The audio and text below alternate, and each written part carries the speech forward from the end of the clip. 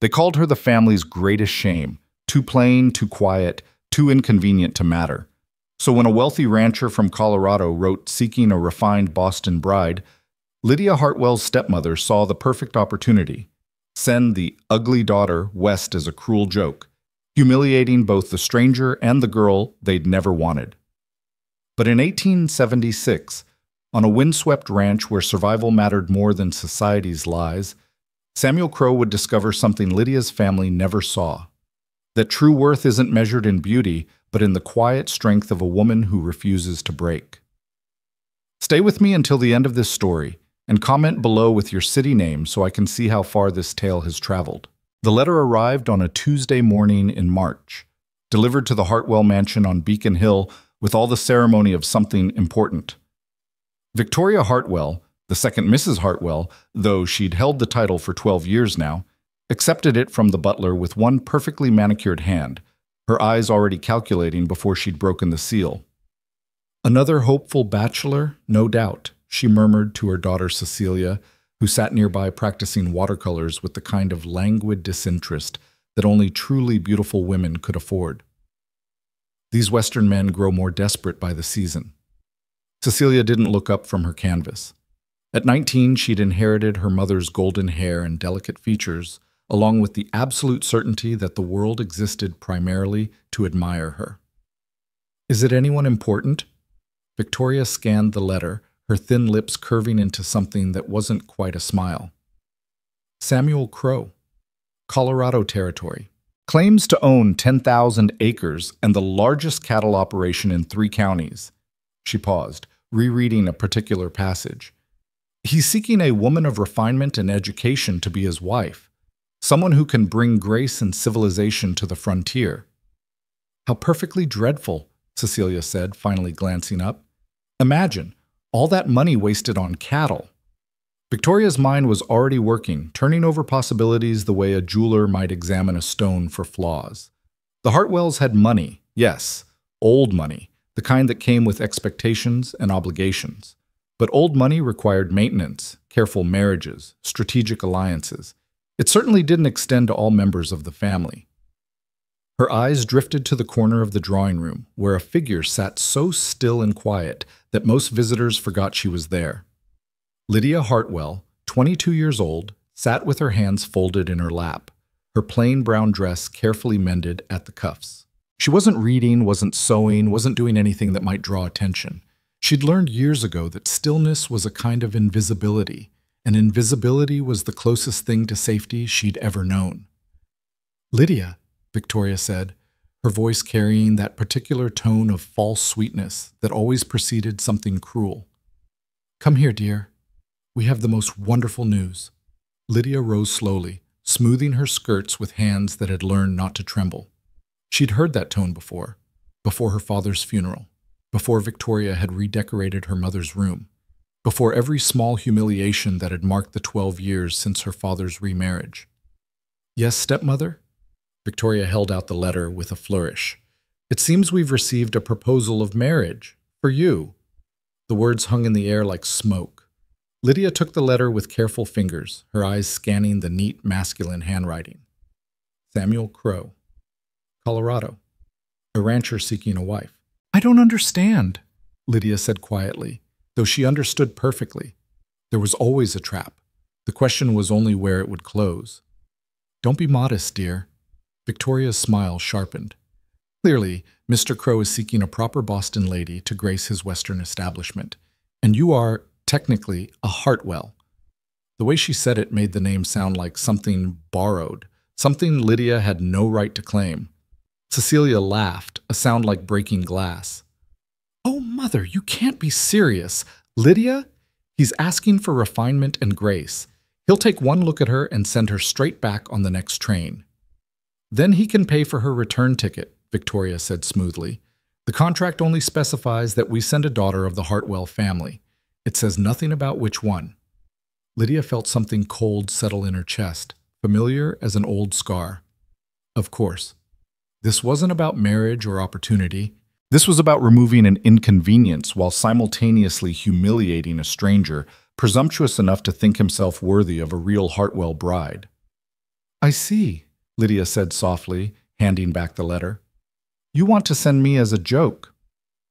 Don't be dramatic, Victoria said, but her eyes glittered with satisfaction at having been understood. Consider it an adventure. The frontier air might do you good. And if Mr. Crow finds you unsuitable, well, that's hardly our concern, is it? Lydia stood there, feeling the weight of 12 years pressing down on her shoulders. 12 years of being the unwanted reminder of the first Mrs. Hartwell, the one whose portrait had been taken down from the parlor wall the day after the funeral. 12 years of being too plain, too quiet, too much like her mother to deserve love or consideration. And if I refuse? Lydia asked, though she already knew the answer.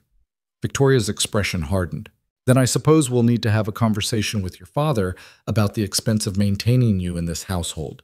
You're 22, Lydia. You have no prospects, no particular skills, and no inheritance of your own. Your father's patience and his funds are not infinite. It was the same threat Victoria had been wielding for years, refined to a razor's edge. Lydia's father, Thomas Hartwell, had retreated into his library and his business interests after his second marriage, seemingly content to let Victoria manage the household. And Victoria managed it with the efficiency of a general commanding an army, eliminating obstacles and consolidating power. Lydia was an obstacle. I'll need time to prepare, Lydia said finally, her voice steady despite the panic rising in her throat. Of course, dear. Victoria smiled, victorious.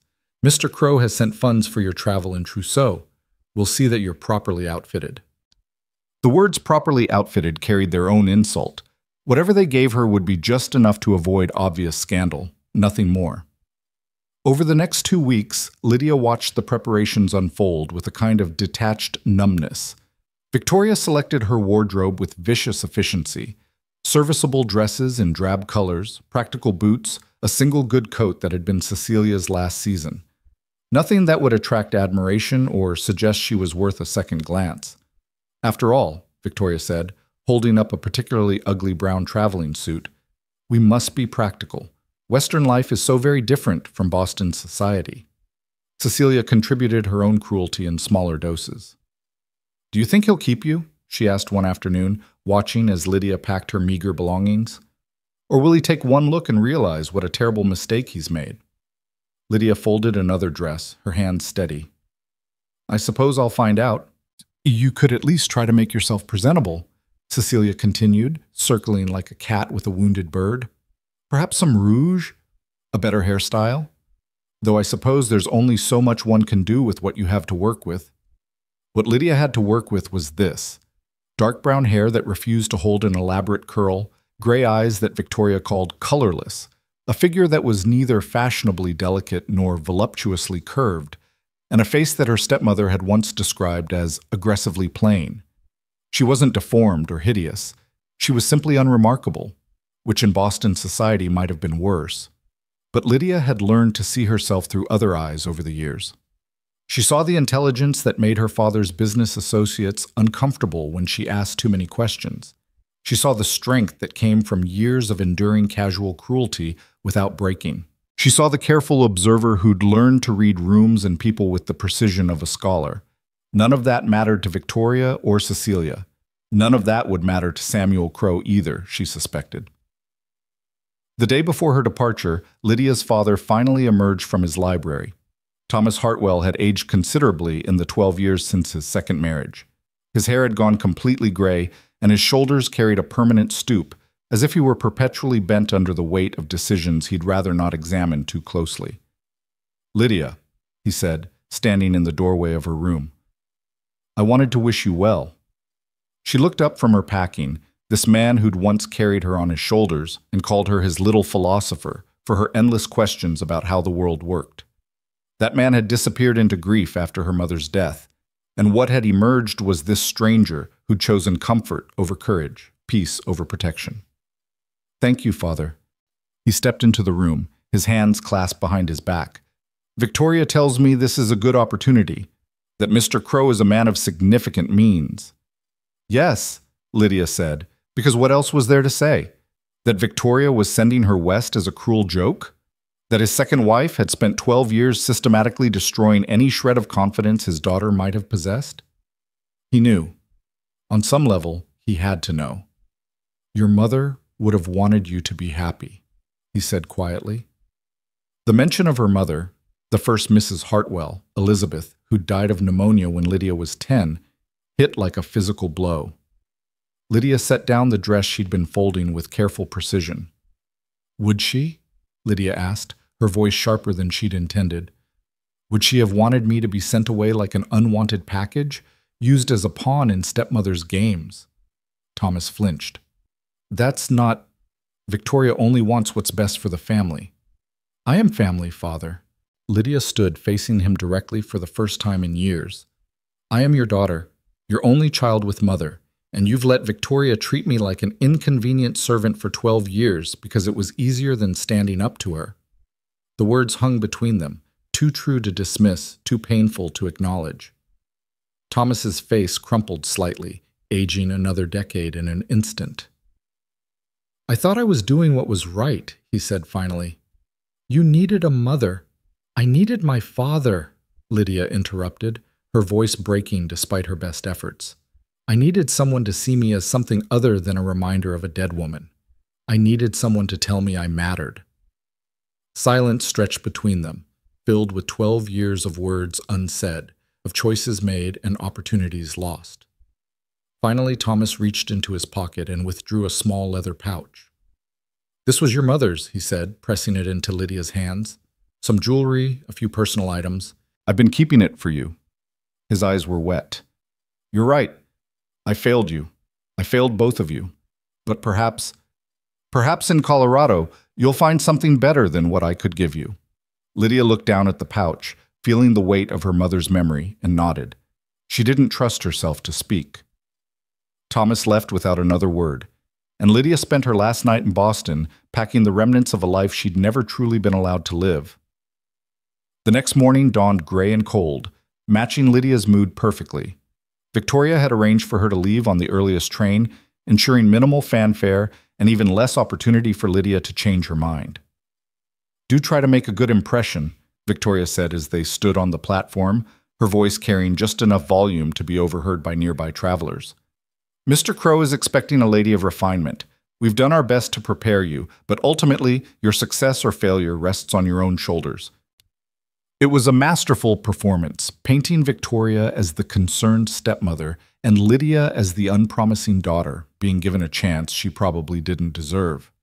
Several women on the platform nodded sympathetically at Victoria, their expressions clearly conveying what a trial it must be. Cecilia couldn't resist one final barb. Do write and tell us all about frontier life, she said, her voice dripping with false enthusiasm. I'm sure it will be absolutely fascinating. All those cowboys and cattle? She wrinkled her perfect nose. Though perhaps wear gloves when you write. I imagine everything out there is simply covered in dust.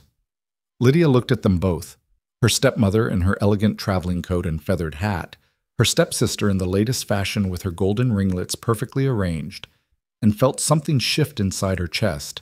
Not quite hope, but perhaps the absence of fear. Whatever waited for her in Colorado, it couldn't be worse than this.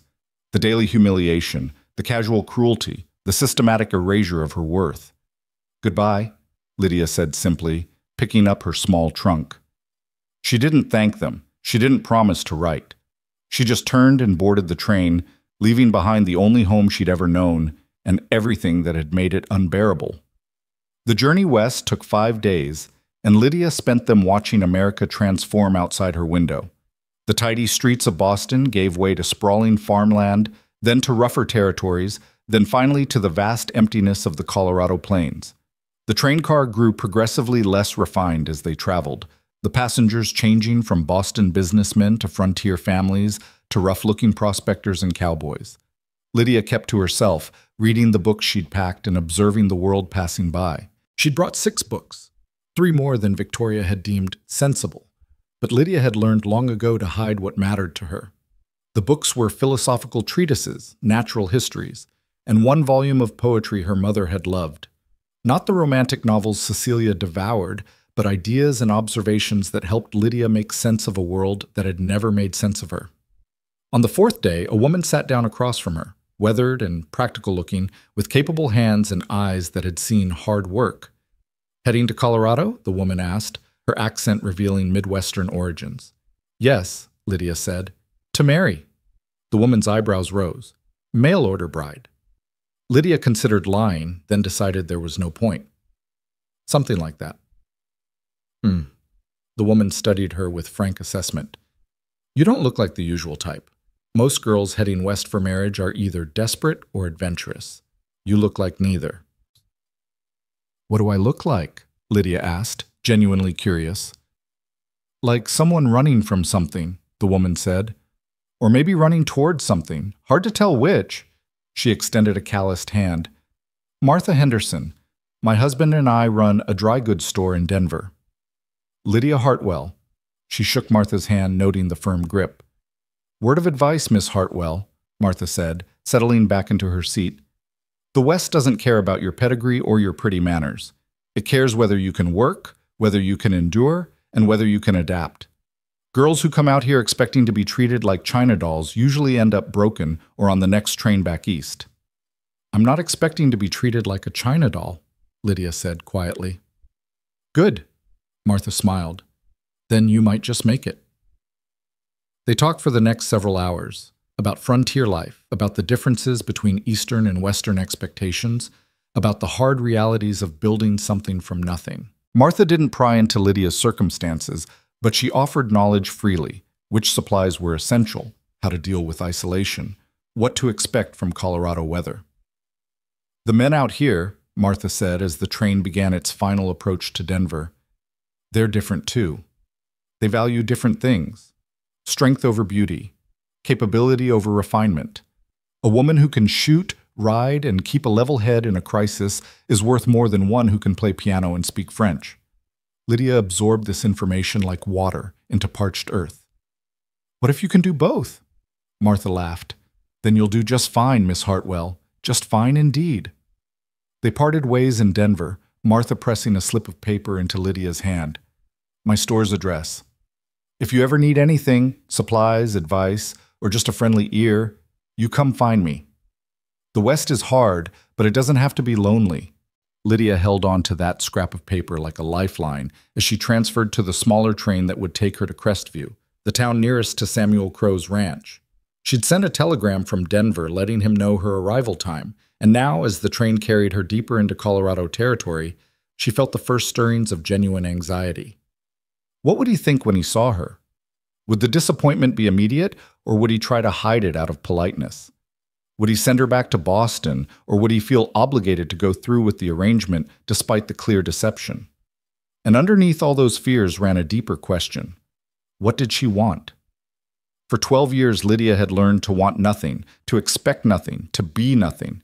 It was safer that way. Wanting things, love, respect, a place to belong, only made it hurt more when they were denied. But sitting on that train, watching the Rocky Mountains rise in the distance like impossibly tall sentinels guarding some secret kingdom, Lydia felt something dangerous kindle in her chest.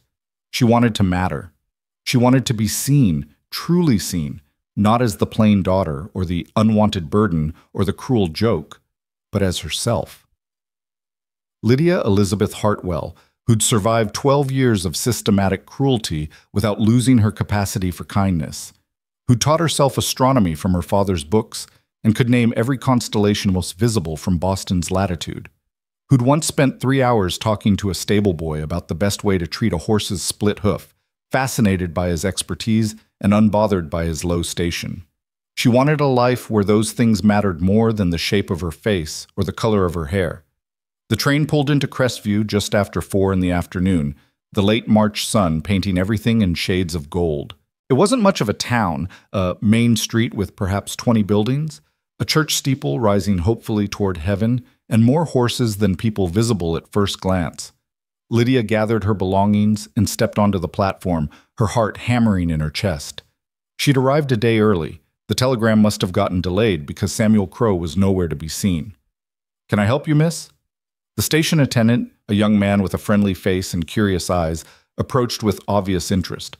Women traveling alone were apparently notable in Crestview. "I'm looking for someone," Lydia said. "Samuel Crow? I'm supposed to, that is, he's expecting me." The attendant's eyes widened. "You're Sam's bride? From Boston?" He looked her up and down, not unkindly, but with clear surprise. He said you weren't coming until tomorrow. The telegram must have been delayed, Lydia said, feeling heat rise in her cheeks. She could read the subtext in his expression easily enough. She wasn't what anyone had expected. Is there somewhere I might wait or send word to Mr. Crow? Tell you what, the attendant said, making a decision. Sam's probably out at the ranch. It's about 10 miles north, but I can get you settled at the hotel and I'll send someone to fetch him. He usually comes into town on Fridays anyway for supplies. I wouldn't want to cause trouble, Lydia began, but the attendant was already picking up her trunk. No trouble at all, miss. Welcome to Crestview. The hotel was small but clean, run by a Mrs. Patterson who looked at Lydia with the same mixture of surprise and curiosity that seemed to be Crestview's default response to her existence. Samuel Crow's bride, Mrs. Patterson said, showing Lydia to a simple room on the second floor. Well, I'll be. Sam's been talking about you for weeks. Said he was getting a refined Boston lady to civilize his ranch, she smiled kindly. You must be tired from your journey. I'll have some water sent up so you can freshen up before he arrives. Alone in the room, Lydia looked at herself in the small mirror above the washstand. She looked exactly like what she was. A travel-worn woman in a plain dress, her hair escaping its pins, her face showing the strain of 5 days on a train and 12 years of quiet endurance. He's been talking about you for weeks. But he'd been talking about someone else, hadn't he? A refined lady, someone like Cecilia, beautiful and graceful, and everything Lydia wasn't. When he saw her, when he realized what Victoria had done, he would understand the joke immediately. Lydia unpacked her small bag with methodical care, hanging up her dresses and arranging her few possessions on the bureau. Her mother's leather pouch sat among them, and she opened it for the first time since leaving Boston. Inside, a simple gold locket with her parents' miniatures, a pair of pearl earrings, a brooch in the shape of a butterfly, and a folded letter in her mother's handwriting. Lydia's hands trembled as she opened the letter, recognizing it as one her mother had written shortly before her death. My dearest Lydia, if you're reading this, I've left you too soon, and I'm sorrier for that than words can express. But I need you to know something, my clever girl. You are enough. Not because of how you look or what society thinks of you, but because of who you are inside. Curious, kind, stronger than you know. The world will try to make you small. It will try to convince you that your worth is measured in beauty or compliance or the approval of others. Don't believe it. Your worth is intrinsic, unchangeable, yours. Build a life that honors who you truly are. Find people who see you, really see you, and never, ever apologize for taking up space in this world. All my love, always. Mother Lydia read the letter 3 times, her mother's voice echoing across 12 years of silence. Then she carefully refolded it, placed it back in the pouch, and fastened her mother's locket around her neck. The sound of horses in the street below drew her to the window. A man was dismounting, tall, broad-shouldered, dressed in practical work clothes and a wide-brimmed hat. He moved with the easy confidence of someone completely comfortable in his body and his environment, striding toward the hotel with purposeful steps. Samuel Crow. It had to be. Lydia's heart hammered as she heard boots on the stairs, then a knock on her door. Miss Hartwell? His voice was deep, carrying the slight roughness of someone who spent more time outdoors than in drawing rooms. I'm Samuel Crow. They told me you'd arrived early. Lydia smoothed her dress, straightened her spine, and opened the door. For a moment, they simply stared at each other. Samuel Crow was perhaps 35, with dark hair showing the first threads of gray at the temples, strong features weathered by wind and sun, and blue eyes that were currently widening in unmistakable surprise. He was handsome in a rugged way that would never translate to a Boston drawing room, and he was very clearly not seeing what he'd expected. Miss Hartwell, he said again, his tone careful. Mr. Crow. Lydia met his eyes directly, refusing to look away first. I apologize for the early arrival. The telegram must have been delayed. He recovered his composure quickly, removing his hat in a gesture of automatic courtesy. No apology necessary, ma'am. I'm just surprised, is all. Your family's letter described you as... He trailed off, clearly realizing there was no polite way to finish that sentence. I know what my family's letter said, Lydia interrupted quietly. And I know what I look like, Mr. Crow. I also know what this is. A joke played on both of us by people who found cruelty entertaining. His expression shifted, surprise giving way to something sharper. Explain. So Lydia did. Standing in that small hotel room in Crestview, Colorado, she told Samuel Crowe the truth about Victoria's malice, about being the unwanted daughter, about the deliberate deception that had sent her west not as a bride but as a punchline. They sent me because I'm plain, she said bluntly, because sending me instead of my beautiful stepsister was funny to them. They thought you'd take one look, realize you'd been tricked, and send me back. The humiliation would be yours for presuming to seek a Hartwell bride, and mine for being foolish enough to hope for something better. Samuel listened without interrupting, his expression growing darker with each revelation. When Lydia finished, silence stretched between them, not uncomfortable but weighted with significance. I can leave tomorrow, Lydia said finally. I have enough funds to return to Boston, or perhaps to stay in Denver and find work. You were deceived, Mr. Crowe, and you owe me nothing. Look at me, Samuel said. Lydia raised her eyes, expecting to see disgust or disappointment. Instead, she found fury, but not directed at her.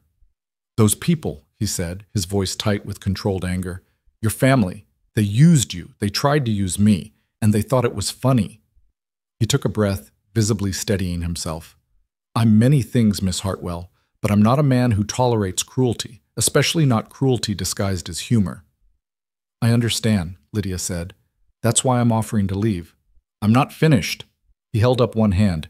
You asked what I want to do. Now I'm asking you, what do you want? The question hit like a thunderbolt. No one had asked Lydia what she wanted since her mother died. Victoria dictated. Cecilia mocked. Her father avoided. But no one had simply asked what Lydia herself desired. She faltered, years of learned silence fighting against the words trying to emerge. I want to matter. I want to be seen as something other than a burden or a joke. I want... The final truth broke free like water through a cracked dam. I want a life where who I am is enough. Samuel studied her for a long moment, and Lydia had the unsettling sensation of being truly observed for the first time in years, not judged against impossible standards, but simply seen. Can you ride? He asked abruptly. The change in subject threw her. Yes. I learned as a child, though it's been years. Can you shoot? No. Cook? Adequately. Are you afraid of hard work? No. Samuel nodded slowly. The ranch is 10 miles from here. 3,000 head of cattle, 20 horses, and 7 men who work for me. The house is comfortable but not fancy. The work is constant. The isolation can be brutal, especially in winter. It's nothing like Boston. I know, Lydia said. I'm not a refined man, Samuel continued. I built what I have through work and luck and not giving up when things got hard. I don't care about Boston society or fancy manners. What I need is a partner, someone who can stand beside me, not behind me. Someone strong enough to build a life in a place that doesn't forgive weakness. Lydia's heart was racing. Why are you telling me this? Because I want you to understand what you'd be choosing. He met her eyes directly. Your family sent you here as a joke, but I'm giving you a choice. You can leave tomorrow, go to Denver, start fresh, whatever you want. Or you can come to the ranch, see what it's like, and decide if this life is something you could want. You're not sending me away? Lydia whispered. Why would I? Samuel's expression softened slightly. You're clearly intelligent. You've got spine. It takes courage to stand there and tell the truth, knowing it might cost you everything. And from what you've told me, you've survived 12 years of systematic cruelty without becoming cruel yourself. Those are qualities worth a hell of a lot more than a pretty face. Lydia felt something crack open inside her chest.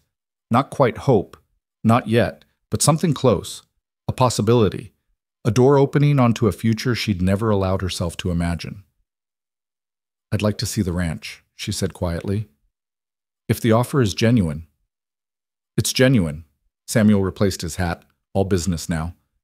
We'll leave first thing tomorrow morning, bring whatever you'll need for a few days. If you decide it's not for you, I'll bring you back to town myself. No questions asked. He turned to leave, then paused at the door. One more thing, Miss Hartwell. Out here, we value honesty over artifice. If you have something to say, say it. If you have a question, ask it. The ranch isn't a place for games or hidden meanings. Can you do that? Lydia thought of 12 years of silence, of swallowing words and hiding truths because speaking up only brought more pain. She thought of her mother's letter, "Never apologize for taking up space in this world." "Yes," she said firmly, "I can do that." "Good." Samuel nodded once, then left, his boots echoing on the stairs. Lydia closed the door and leaned against it, her legs suddenly weak. She'd expected rejection, humiliation, the familiar pattern of disappointment that had defined her life. Instead, she'd been offered something entirely unexpected, a choice. Outside her window, the Colorado sun was setting, painting the mountains in shades of purple and gold. Somewhere out there, 10 miles north, was a ranch and a life nothing like the one she'd left behind. It might be harder. It might be lonelier. But it would be hers if she chose it. For the first time in 12 years, Lydia Hartwell smiled. Dawn broke cold and clear over Crestview, the kind of morning that made the air taste like possibility. Lydia had barely slept, her mind churning through everything that had happened, everything that might happen. She dressed in her most practical traveling clothes and braided her hair tightly, securing it in a way that wouldn't come loose during the ride ahead. Samuel arrived at the hotel precisely at 7, leading 2 horses, a large bay gelding for himself and a smaller chestnut mare with kind eyes. He helped Lydia secure her bag behind the saddle with efficient movements, his hands competent and sure. "Her name's Copper," he said, stroking the mare's neck. "She's patient with nervous riders, but she's got spirit when she needs it, like someone else I could mention." The corner of his mouth lifted slightly, not quite a smile, but close. Lydia ran her hand along Copper's shoulder, feeling muscle shift beneath warm hide. The mare turned her head, regarding Lydia with large, intelligent eyes, and something in Lydia's chest loosened. She'd forgotten this, the simple pleasure of connecting with an animal, of being seen by a creature that didn't judge based on appearance or social standing. "Hello, girl," Lydia murmured, and Copper whuffed softly in response. "You weren't lying about knowing how to ride," Samuel observed, watching as Lydia mounted with only minimal awkwardness. "It's been a while, but you remember." "My mother taught me," Lydia said, settling into the saddle and finding her stirrups. "Before she died. We used to ride in the park every Sunday morning." Samuel swung onto his own horse with the ease of someone who'd been riding since childhood. "Tell me about her, your mother." It was an unexpected request, and for a moment Lydia didn't know how to respond. No one in Boston ever asked about the first Mrs. Hartwell anymore. Victoria had erased her so thoroughly from the household that sometimes Lydia wondered if she'd imagined the whole thing, the laughter, the love, the feeling of being treasured. "She was kind," Lydia said finally as they started north, leaving Crestview behind, "and curious about everything. She taught herself botany from books and could name every plant in our garden. She spoke 3 languages and played piano beautifully, but she also wasn't afraid to get her hands dirty. I remember finding her once in the kitchen garden, her dress covered in mud, transplanting roses. When the head gardener objected, she told him that any woman who couldn't get her own hands dirty didn't deserve to enjoy the flowers." Samuel made an approving sound. "Sounds like a practical woman." She was. Lydia felt the familiar ache of loss, but tempered now with something warmer, gratitude for having had her at all. "She used to tell me that the world would try to make me small, but that I should take up space anyway, that my worth wasn't determined by other people's opinions." "Smart woman," Samuel said. "And did you take up space?" Lydia thought about 12 years of making herself invisible, of shrinking into corners and silence. "Not as much as I should have. It's harder to remember your worth when everyone around you is invested in diminishing it." "True enough." Samuel guided his horse around a rough patch of ground, and Copper followed automatically. "But you're not in Boston anymore, Miss Hartwell. Out here, the only person who gets to decide your worth is you." They rode in companionable silence for a while, the landscape opening up around them in ways that made Lydia's breath catch. She'd seen the mountains from the train, but this was different. Being in them, among them, feeling the vast emptiness that somehow didn't feel empty at all. The sky stretched overhead in a blue so deep it hurt to look at, and the air smelled of sage and pine and something wild she couldn't name. "It's beautiful," she said softly. Samuel glanced at her, and something in his expression shifted. It can be brutal, too. We've got maybe 6 weeks before the spring rains start, and those can turn the roads to mud for days. Come winter, we can get snowed in for weeks at a time. The isolation drives some people mad. I've been isolated in the middle of Boston, Lydia said. At least here, the landscape is honest about it. He laughed, a real laugh, surprised and genuine. That's one way to look at it, I suppose. As they climbed higher into the foothills, Samuel pointed out landmarks and explained the geography of his holdings. The ranch sprawled across a valley tucked between 2 ridges, with water rights to a creek that ran year-round.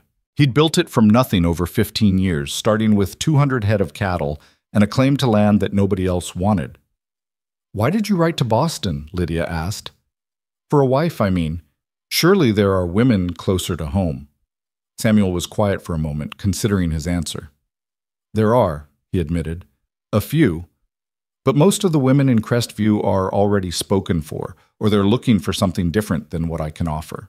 I thought, he paused, seeming almost embarrassed. I thought an educated woman from the East might appreciate what I've built, might see the potential in it. And I'll admit, I was lonely.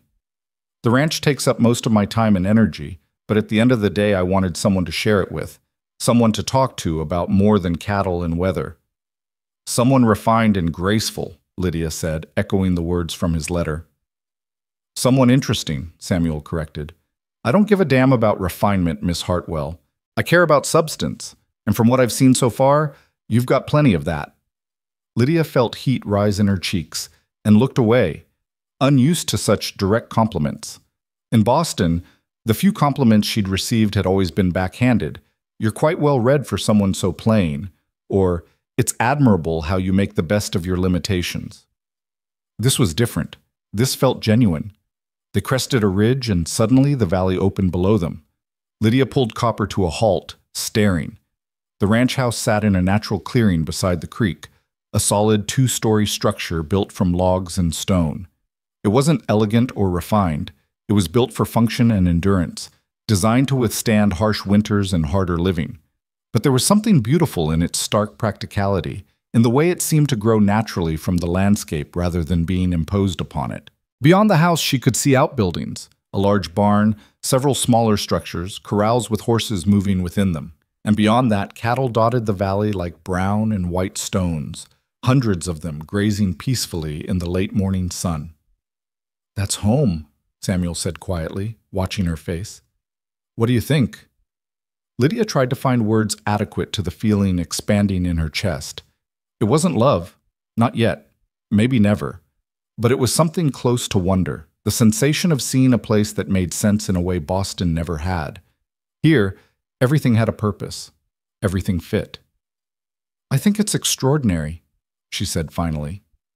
Samuel's shoulders relaxed slightly, though Lydia hadn't realized he'd been tense. Come on, the men will be curious to meet you, and we should get you settled before supper. They descended into the valley at an easy pace, giving Lydia time to observe everything. The closer they got, the more details emerged. The careful way the corrals were constructed to allow easy movement between them. The vegetable gardens starting to show green shoots despite the early season. The neat stack of firewood that suggested someone who planned ahead and worked consistently. A man emerged from the barn as they approached, tall and lean with the weathered look of someone who spent his life outdoors. He stopped short when he saw Lydia, his eyebrows rising. Sam, he called, thought you weren't fetching your bride until tomorrow. Plans changed, James. Samuel dismounted and moved to help Lydia down, his hands firm at her waist. Miss Hartwell, this is James Thornton, my foreman. James, Miss Lydia Hartwell of Boston. James approached with his hat in his hands, his expression carefully neutral. Ma'am, welcome to the Crow Ranch. His eyes flickered to Samuel with a question, and Lydia could read it clearly enough. Is this really the refined Eastern lady you've been talking about for weeks? Thank you, Mr. Thornton, Lydia said, meeting his eyes directly. I'm looking forward to seeing how a working ranch operates. I've read about cattle ranching, but I'm certain the reality is quite different from the theory. James's expression shifted to something like surprise. You've read about ranching. My father has an extensive library, Lydia explained. When you're not particularly welcome in the drawing room, you find entertainment elsewhere. Agricultural practices, animal husbandry, land management, they're all quite fascinating when you approach them systematically. Samuel made a choking sound that might have been a suppressed laugh. James, would you take care of the horses? I'll show Miss Hartwell the house. Sure thing, boss. James took Copper's reins, still looking at Lydia with that same puzzled expression, as if she were a book written in a language he almost recognized. The house was even more impressive up close. Samuel led her up the porch steps, solid planks that didn't creak or wobble, and through a heavy door into a main room that made Lydia stop in her tracks. It was nothing like a Boston parlor. The space was open and practical, with a large stone fireplace dominating one wall, comfortable but worn furniture arranged for actual use rather than display, and windows that let in floods of natural light. Books lined one wall, not leather-bound sets purchased for show, but well-worn volumes that had clearly been read and reread. Maps were tacked to another wall showing the ranch boundaries and surrounding territory. Everything was clean but lived in, practical but somehow warm. Kitchen's through there, Samuel said, pointing to a doorway. Bunkhouse for the men is out back. There are 4 bedrooms upstairs. I've been using the one at the end of the hall. The largest room at the front was meant to be— He paused. Well, for a wife, I suppose. You're welcome to stay there while you're deciding. Lydia set down her bag, taking in everything with careful attention. No delicate furniture that couldn't withstand actual use. No purely decorative objects that served no purpose but to display wealth. Everything in this house had a reason for being, a function to fulfill. It's wonderful, she said honestly.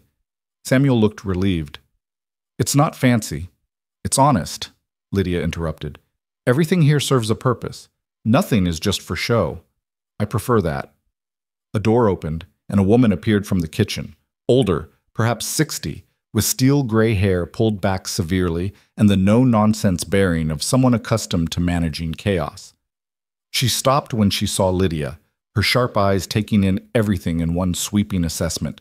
So you're the Boston bride, she said bluntly. You don't look like what Sam described. Mrs. Chen, this is Miss Lydia Hartwell, Samuel said with a long-suffering tone that suggested this wasn't the first time he'd dealt with the woman's directness. Lydia, this is Mrs. Chen. She manages the household and feeds the men. Also, she has no concept of polite social filters. Don't need them, Mrs. Chen said, moving closer to study Lydia. Out here, we say what we mean. You one of those delicate flowers who'll wilt at the first sign of hard work? In Boston, such directness would have been shocking, offensive even. But Lydia found herself appreciating it, the clear honesty, the lack of subtle cruelty disguised as politeness. No, ma'am, Lydia said. I'm quite capable of hard work, though I'll admit my skills are more suited to libraries than ranches at the moment. Mrs. Chen's eyes narrowed. Libraries, Can you cook? Adequately. So? Yes. Handle blood? The question threw Lydia.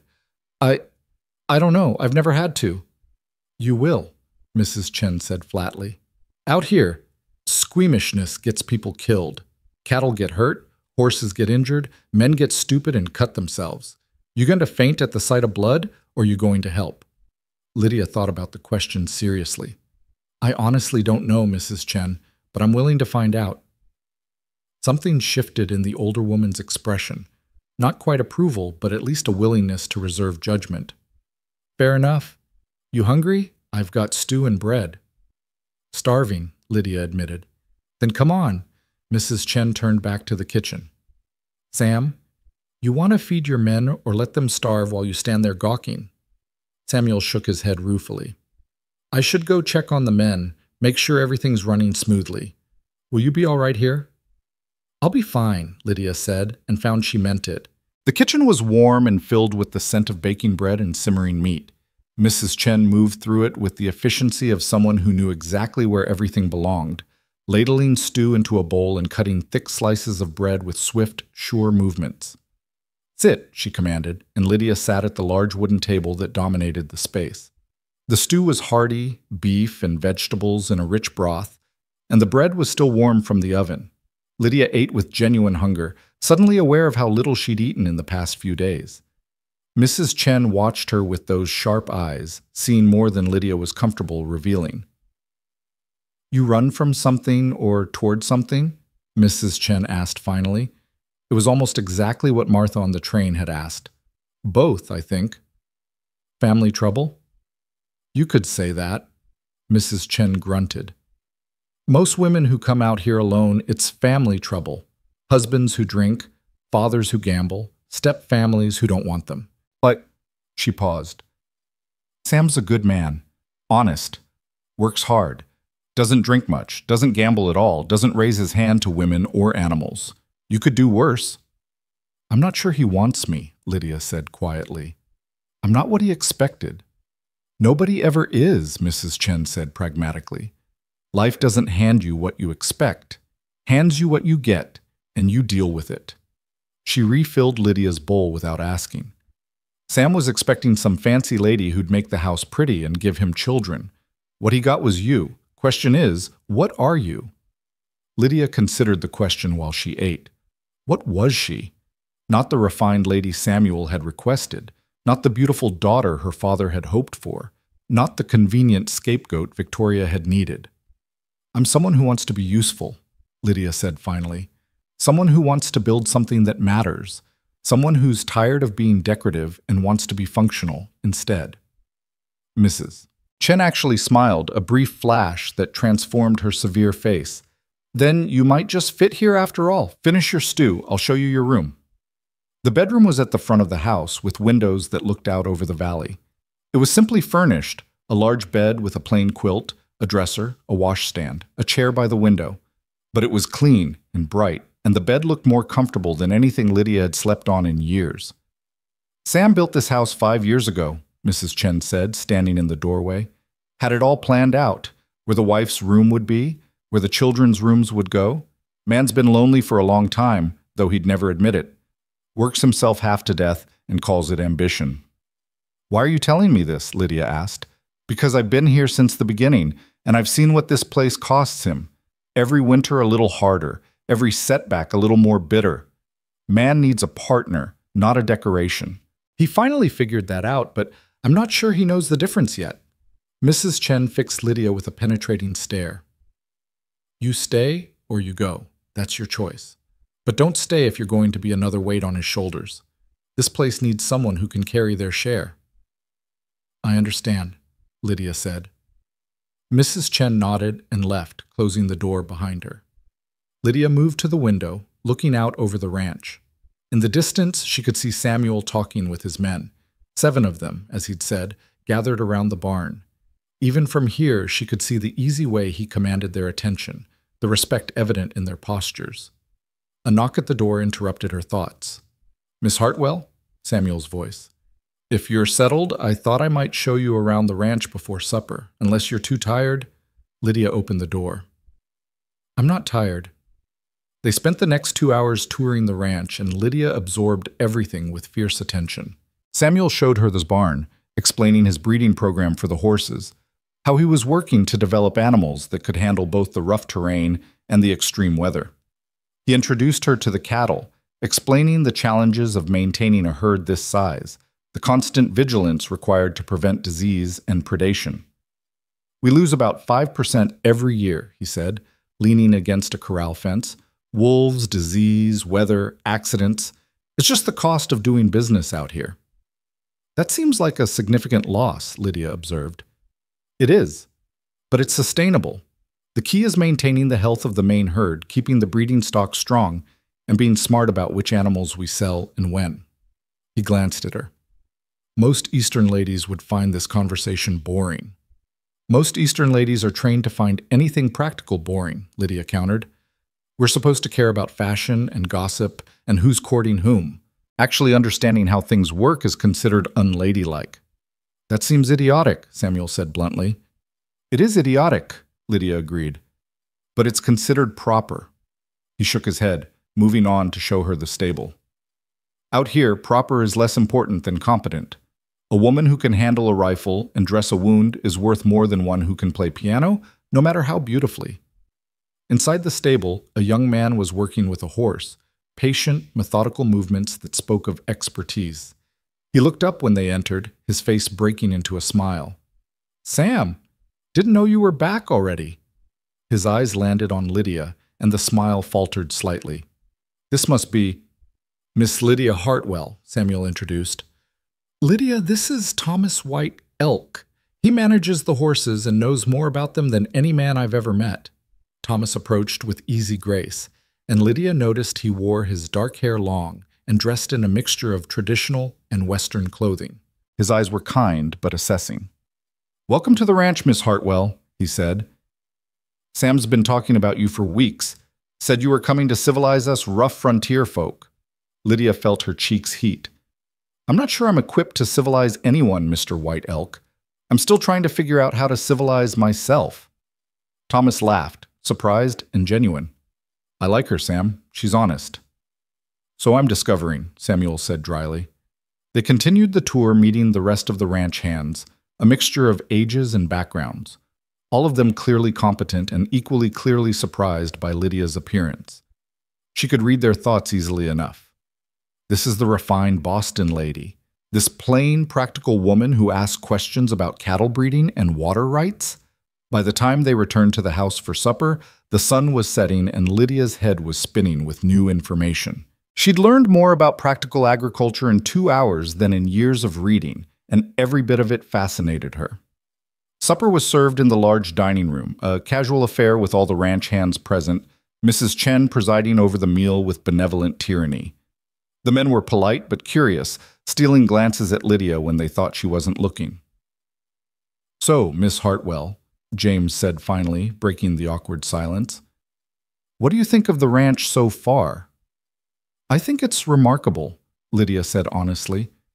"The amount of work and planning required to maintain an operation this size is extraordinary, and the breeding program Mr. White Elk described for the horses is fascinating. I'd never considered the importance of selecting for temperament as well as physical characteristics."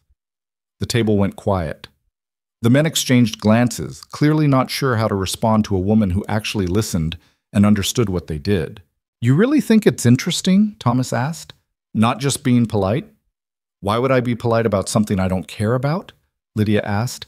"That seems like a waste of everyone's time." Samuel made that choking sound again, and this time it was definitely a laugh. "Miss Hartwell doesn't believe in social niceties, apparently."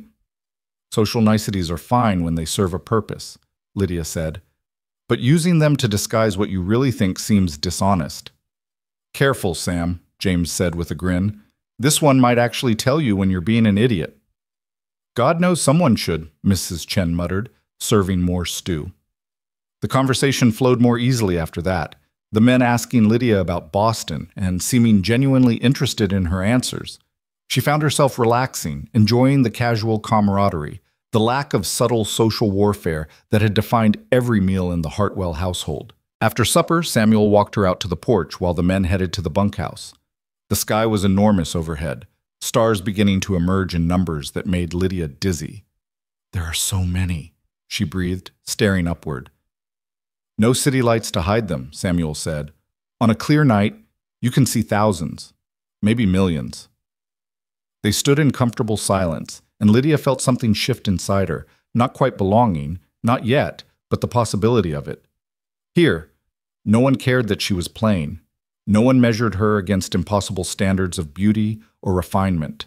They cared whether she was honest, whether she was willing to work, whether she could pull her weight.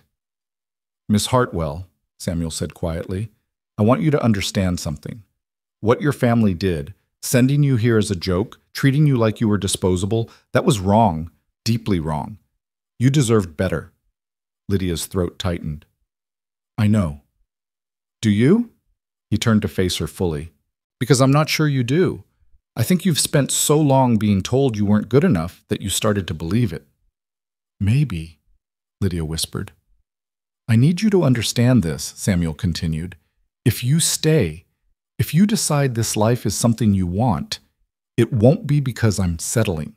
It won't be because you're convenient or because I don't want to admit I was deceived. It'll be because I see value in who you actually are, not who anyone expected you to be." Lydia looked up at him, this man who'd known her for less than a day, but somehow saw her more clearly than people who'd known her for years. "Why?" she asked. "Why would you want me when you could have someone beautiful, someone refined, someone who actually fits what you asked for?" "Because beauty fades and refinement is often just performance," Samuel said bluntly. "But intelligence, courage, honesty, those things last. Those things matter. And you've got all three in abundance, even if you can't see it yet." Something warm and fragile was growing in Lydia's chest, something she didn't dare name. "I'd like to stay," she said softly. "At least for a while, if the offer is still genuine." "It's genuine," Samuel said. "Stay as long as you need to decide. No pressure, no expectations." But they both knew that was a lie. Expectations were already forming, possibilities already taking root. As Lydia climbed the stairs to her room that night, she felt the weight of 12 years beginning to lift, replaced by something she'd almost forgotten existed. Hope. The first week passed in a blur of discovery and adaptation. Lydia woke each morning to the sound of men moving in the yard below, the low murmur of voices and the creak of saddle leather becoming as familiar as her own heartbeat. She dressed quickly in the practical clothes Mrs. Chen had found for her, cast-offs from some previous ranch wife, sturdy and plain but serviceable, and joined the household for breakfast before the men rode out to their day's work. Samuel had made it clear she was under no obligation to do anything, that her time here was for observation and decision. But Lydia had never been good at sitting idle, and the ranch offered endless opportunities to be useful. She started in the kitchen with Mrs. Chen, learning to cook for a dozen hungry men, to make bread that would last through the week, to preserve food and manage supplies with the efficiency required by isolation. "You're not afraid of work, Mrs. Chen observed on the third morning, watching Lydia knead dough with determined concentration. "Most fancy ladies would have run screaming by now."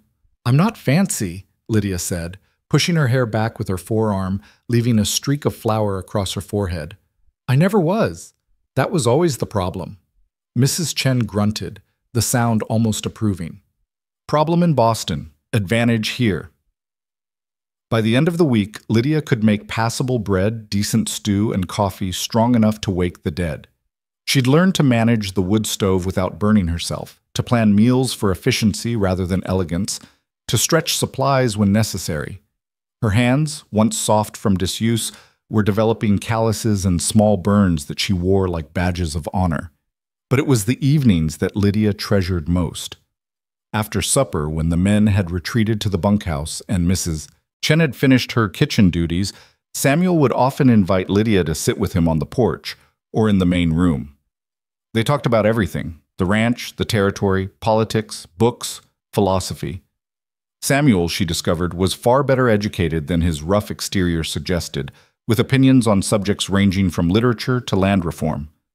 "My mother was a school teacher," he explained one evening, sitting across from her in the main room while rain drummed against the windows. "She made sure I could read and write and think critically before she'd let me help with the ranch work. Said an educated man could see opportunities an ignorant one would miss." "She sounds remarkable," Lydia said, looking up from the book she'd been reading, one of Samuel's volumes on veterinary medicine. "She was." His expression softened with memory. "Died when I was 17. Fever. After that, it was just me and my father, and he worked himself to death trying to build something lasting. I inherited 200 head of cattle and a dream that was too big for one man." He paused. "That's why I wanted a wife. Not just for companionship, though God knows I was lonely, but because this place needs more than one person to sustain it. It needs a partnership." Lydia set down her book. "Is that what you see? When you look at me? A potential partner?" Samuel met her eyes directly, his gaze steady and honest.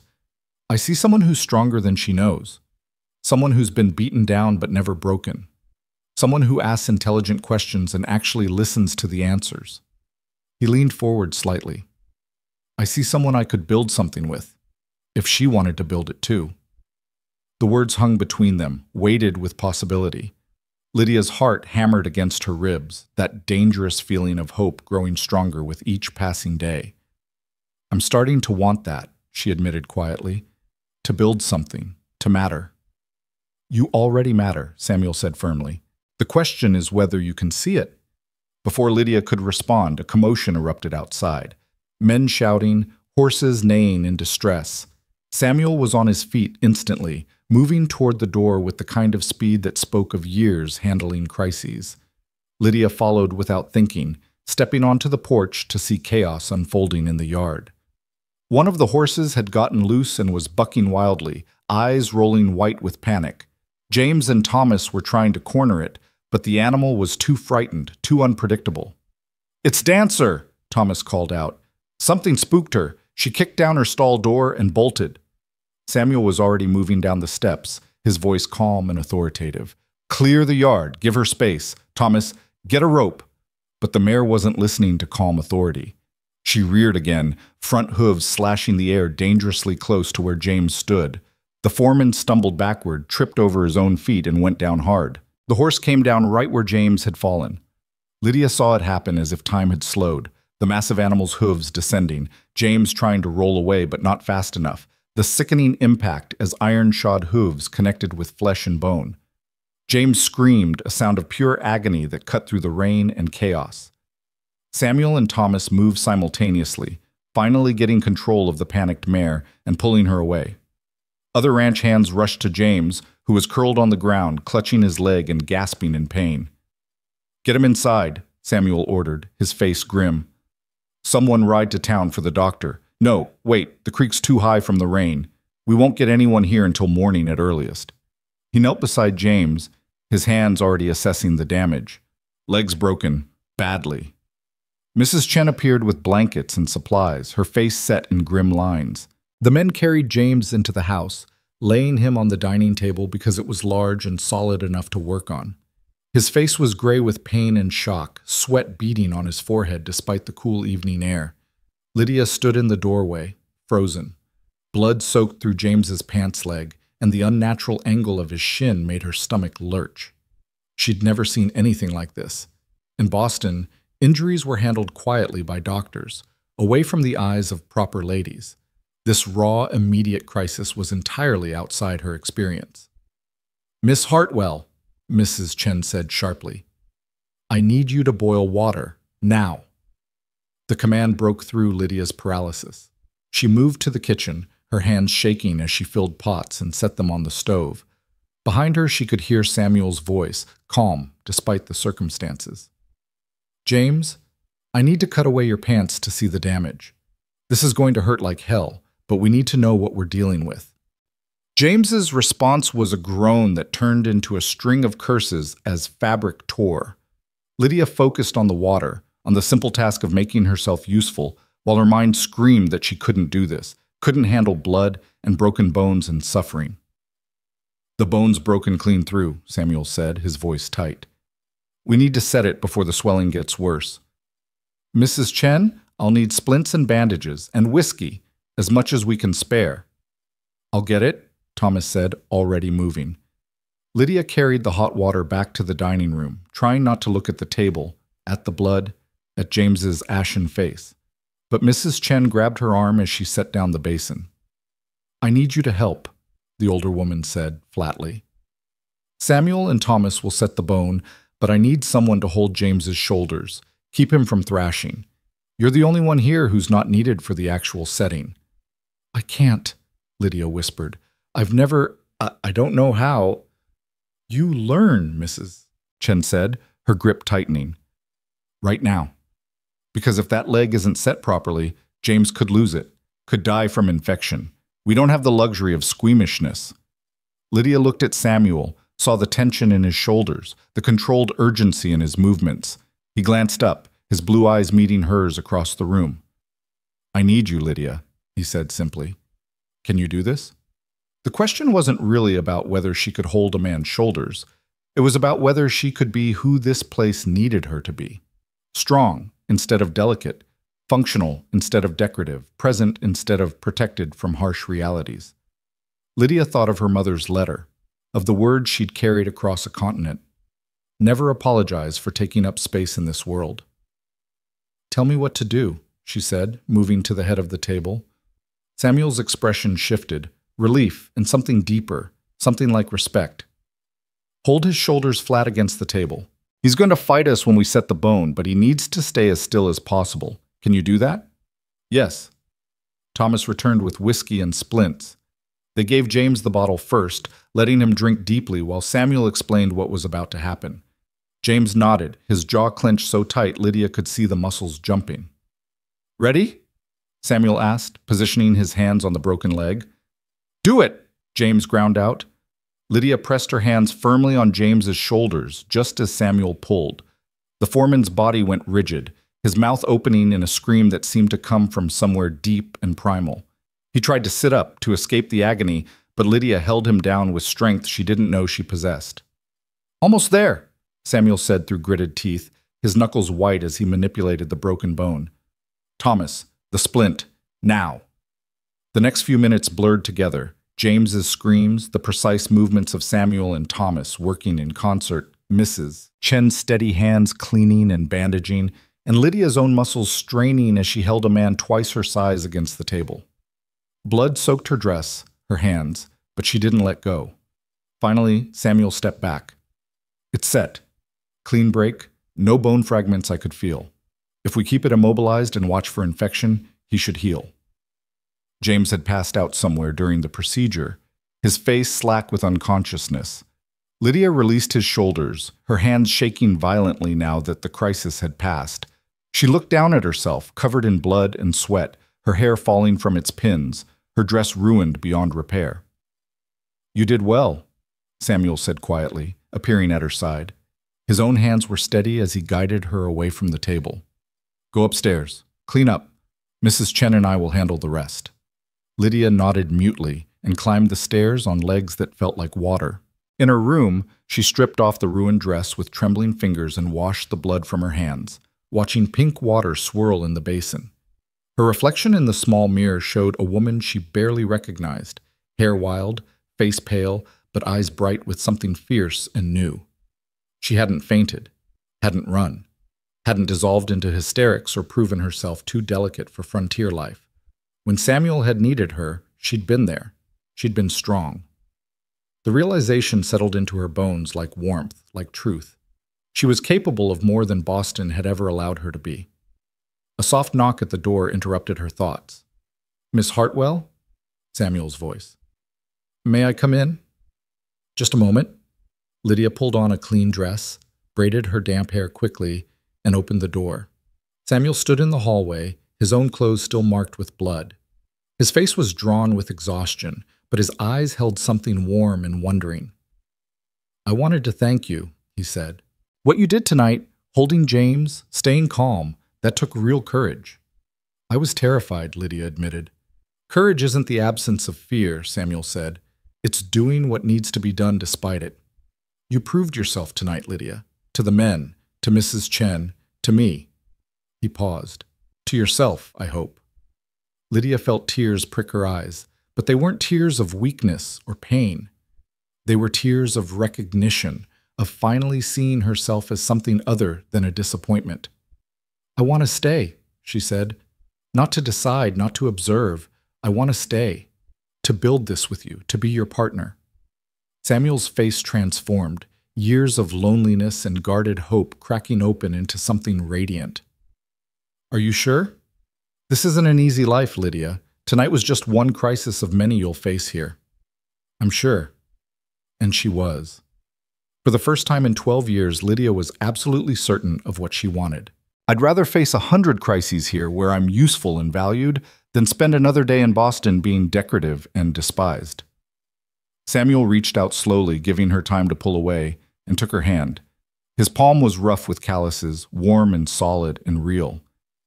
Then stay, he said simply. Be my wife, my partner. Help me build something that lasts. Yes, Lydia said, and the word felt like freedom. They stood there in the hallway, hands clasped, while downstairs Mrs. Chen settled James into a temporary bed and the ranch settled into uneasy sleep. Tomorrow would bring new challenges. They'd need to manage the ranch with one man down, watch James for signs of infection, handle all the work that couldn't wait for injury or illness. But tonight, Lydia had chosen her future. She'd chosen strength over safety, partnership over protection, a life where she mattered over a life where she was merely tolerated. The next morning, word of what had happened spread through the ranch with the speed of wildfire.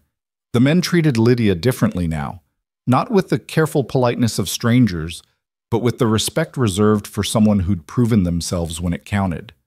They nodded to her as equals, asked her opinions, included her in conversations that had previously been limited to ranch business. James regained consciousness around midday, groggy with pain but lucid enough to understand his situation. Lydia brought him water and broth, sitting beside his makeshift bed in the downstairs bedroom they'd converted for his recovery. "Thank you," he said hoarsely.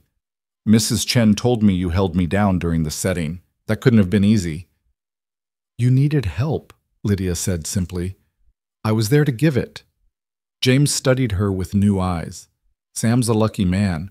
I wasn't sure about you at first, thought maybe you'd be too soft for this life. But you proved me wrong. This ranch needs someone like you." "Someone stubborn?" Lydia asked with a small smile. "Someone strong," James corrected. "Someone who doesn't quit when things get hard." Over the next few days, Lydia fell into a new rhythm. She helped Mrs. Chen with the increased workload of caring for James and feeding the men. She learned to change bandages, to recognize the signs of infection, to manage pain with the limited medicines available. She sat with James during his worst moments, reading to him from Samuel's books, or simply providing company when the isolation of injury grew too heavy. But she also learned other things. Thomas taught her the basics of handling horses, starting with the gentlest mare and working up to more spirited animals. She learned to saddle and bridle, to read equine body language, to move with confidence around creatures 10 times her size. "You're a natural," Thomas said, watching her work with copper. "Most people treat horses like they're unpredictable, but you approach them like they're intelligent beings who deserve respect." "They are intelligent beings who deserve respect," Lydia said, stroking Copper's neck. "Why would I treat them any other way?" Thomas grinned. "See, that's exactly what I mean. You get it." In the evenings, after supper and chores, Samuel continued their conversations. But now there was a different quality to them, not the careful dance of strangers assessing compatibility, but the deeper sharing of people planning a future together. They talked about the ranch's expansion plans, about Lydia's ideas for improving efficiency, about the kind of life they wanted to build. "I want children eventually," Samuel said one night, his voice careful. "A family. But I understand if that's something you need time to think about." Lydia considered the question honestly. In Boston, the idea of children had been another weight on her shoulders, a duty she'd be expected to fulfill for a husband who tolerated her at best. But here, with Samuel, it felt different, like possibility instead of obligation. "I want that too," she said. "Eventually. But I'd like some time first, to learn the ranch, to prove myself, to build something stable before we add more complexity." "That sounds reasonable," Samuel agreed. "We'll take our time. Build our foundation first." It was during the second week, as James began to recover and the ranch returned to its normal rhythms, that the letter arrived. The mail coach brought it from Denver, delivered to Crestview, and then carried to the ranch by a helpful neighbor. It was addressed to Miss Lydia Hartwell in handwriting she recognized immediately, her father's elegant script, though shakier than she remembered. Lydia held the envelope with numb fingers, dread pooling in her stomach. Nothing good could come from Boston reaching across the distance to find her. "Bad news?" Samuel asked, noticing her expression. "I don't know yet." Lydia broke the seal and unfolded the single sheet of paper. Her father's words swam before her eyes, and she had to read them twice to understand what he was saying. "My dearest Lydia, I write with urgent news that cannot wait. Victoria has informed our social circle that you have been kidnapped by the Western rancher who responded to our advertisement. She claims that Samuel Crow is a fraud and a criminal who deceived our family and absconded with you against your will. She has contacted the authorities in Boston and is demanding your immediate return. Furthermore, she has convinced several influential friends to write letters to the territorial governor, claiming that Mr. Crow obtained you through false pretenses and is holding you in Colorado against your wishes. There is talk of sending federal marshals to retrieve you and arrest Mr. Crow for kidnapping and fraud. I know the truth of what Victoria did, what she intended, but I'm powerless to stop her now. She has turned this into a crusade, and our social standing hangs in the balance. If you do not wish to be rescued against your will, you must act quickly to refute her claims. I am sorry, Lydia, for everything. I failed you as a father, and I continue to fail you now. But please, protect yourself. Don't let Victoria's cruelty destroy whatever happiness you've found. Your father, Thomas Hartwell. Lydia's hands shook as she lowered the letter. Victoria wasn't content with sending her away as a joke. Now she was using Lydia's absence to create a scandal that would paint her as a victim and Samuel as a villain. The calculated cruelty of it took Lydia's breath away. What is it? Samuel asked, concern sharpening his voice. Lydia handed him the letter without speaking. She watched his face darken as he read, watched anger tighten his jaw and narrow his eyes. She's claiming I kidnapped you, he said flatly, that I'm holding you against your will. She's trying to destroy us both, Lydia said, finding her voice. If federal marshals come, if they believe her story, you could be arrested. The ranch could be seized. Everything you've built could be taken away. And you could be forced back to Boston, Samuel added, back to that house, to that family, to that life. The thought made Lydia's stomach turn. She'd tasted freedom, tasted purpose and partnership and belonging. The idea of returning to Victoria's drawing room, of being reduced once again to the unwanted daughter, was unbearable. We need to fight this, she said, her voice steady despite the fear churning in her gut. We need to prove that I came here willingly, that I'm staying by choice, that there was no deception or coercion. Samuel set down the letter, his mind clearly working through possibilities. We'd need evidence, witnesses, legal documentation. Then we'll get it, Lydia said. She thought of 12 years of silence, of swallowing truths to keep the peace, of letting cruelty pass unchallenged. Not anymore. Victoria has spent years using me as a convenient target. She's counting on me being too afraid or too broken to fight back.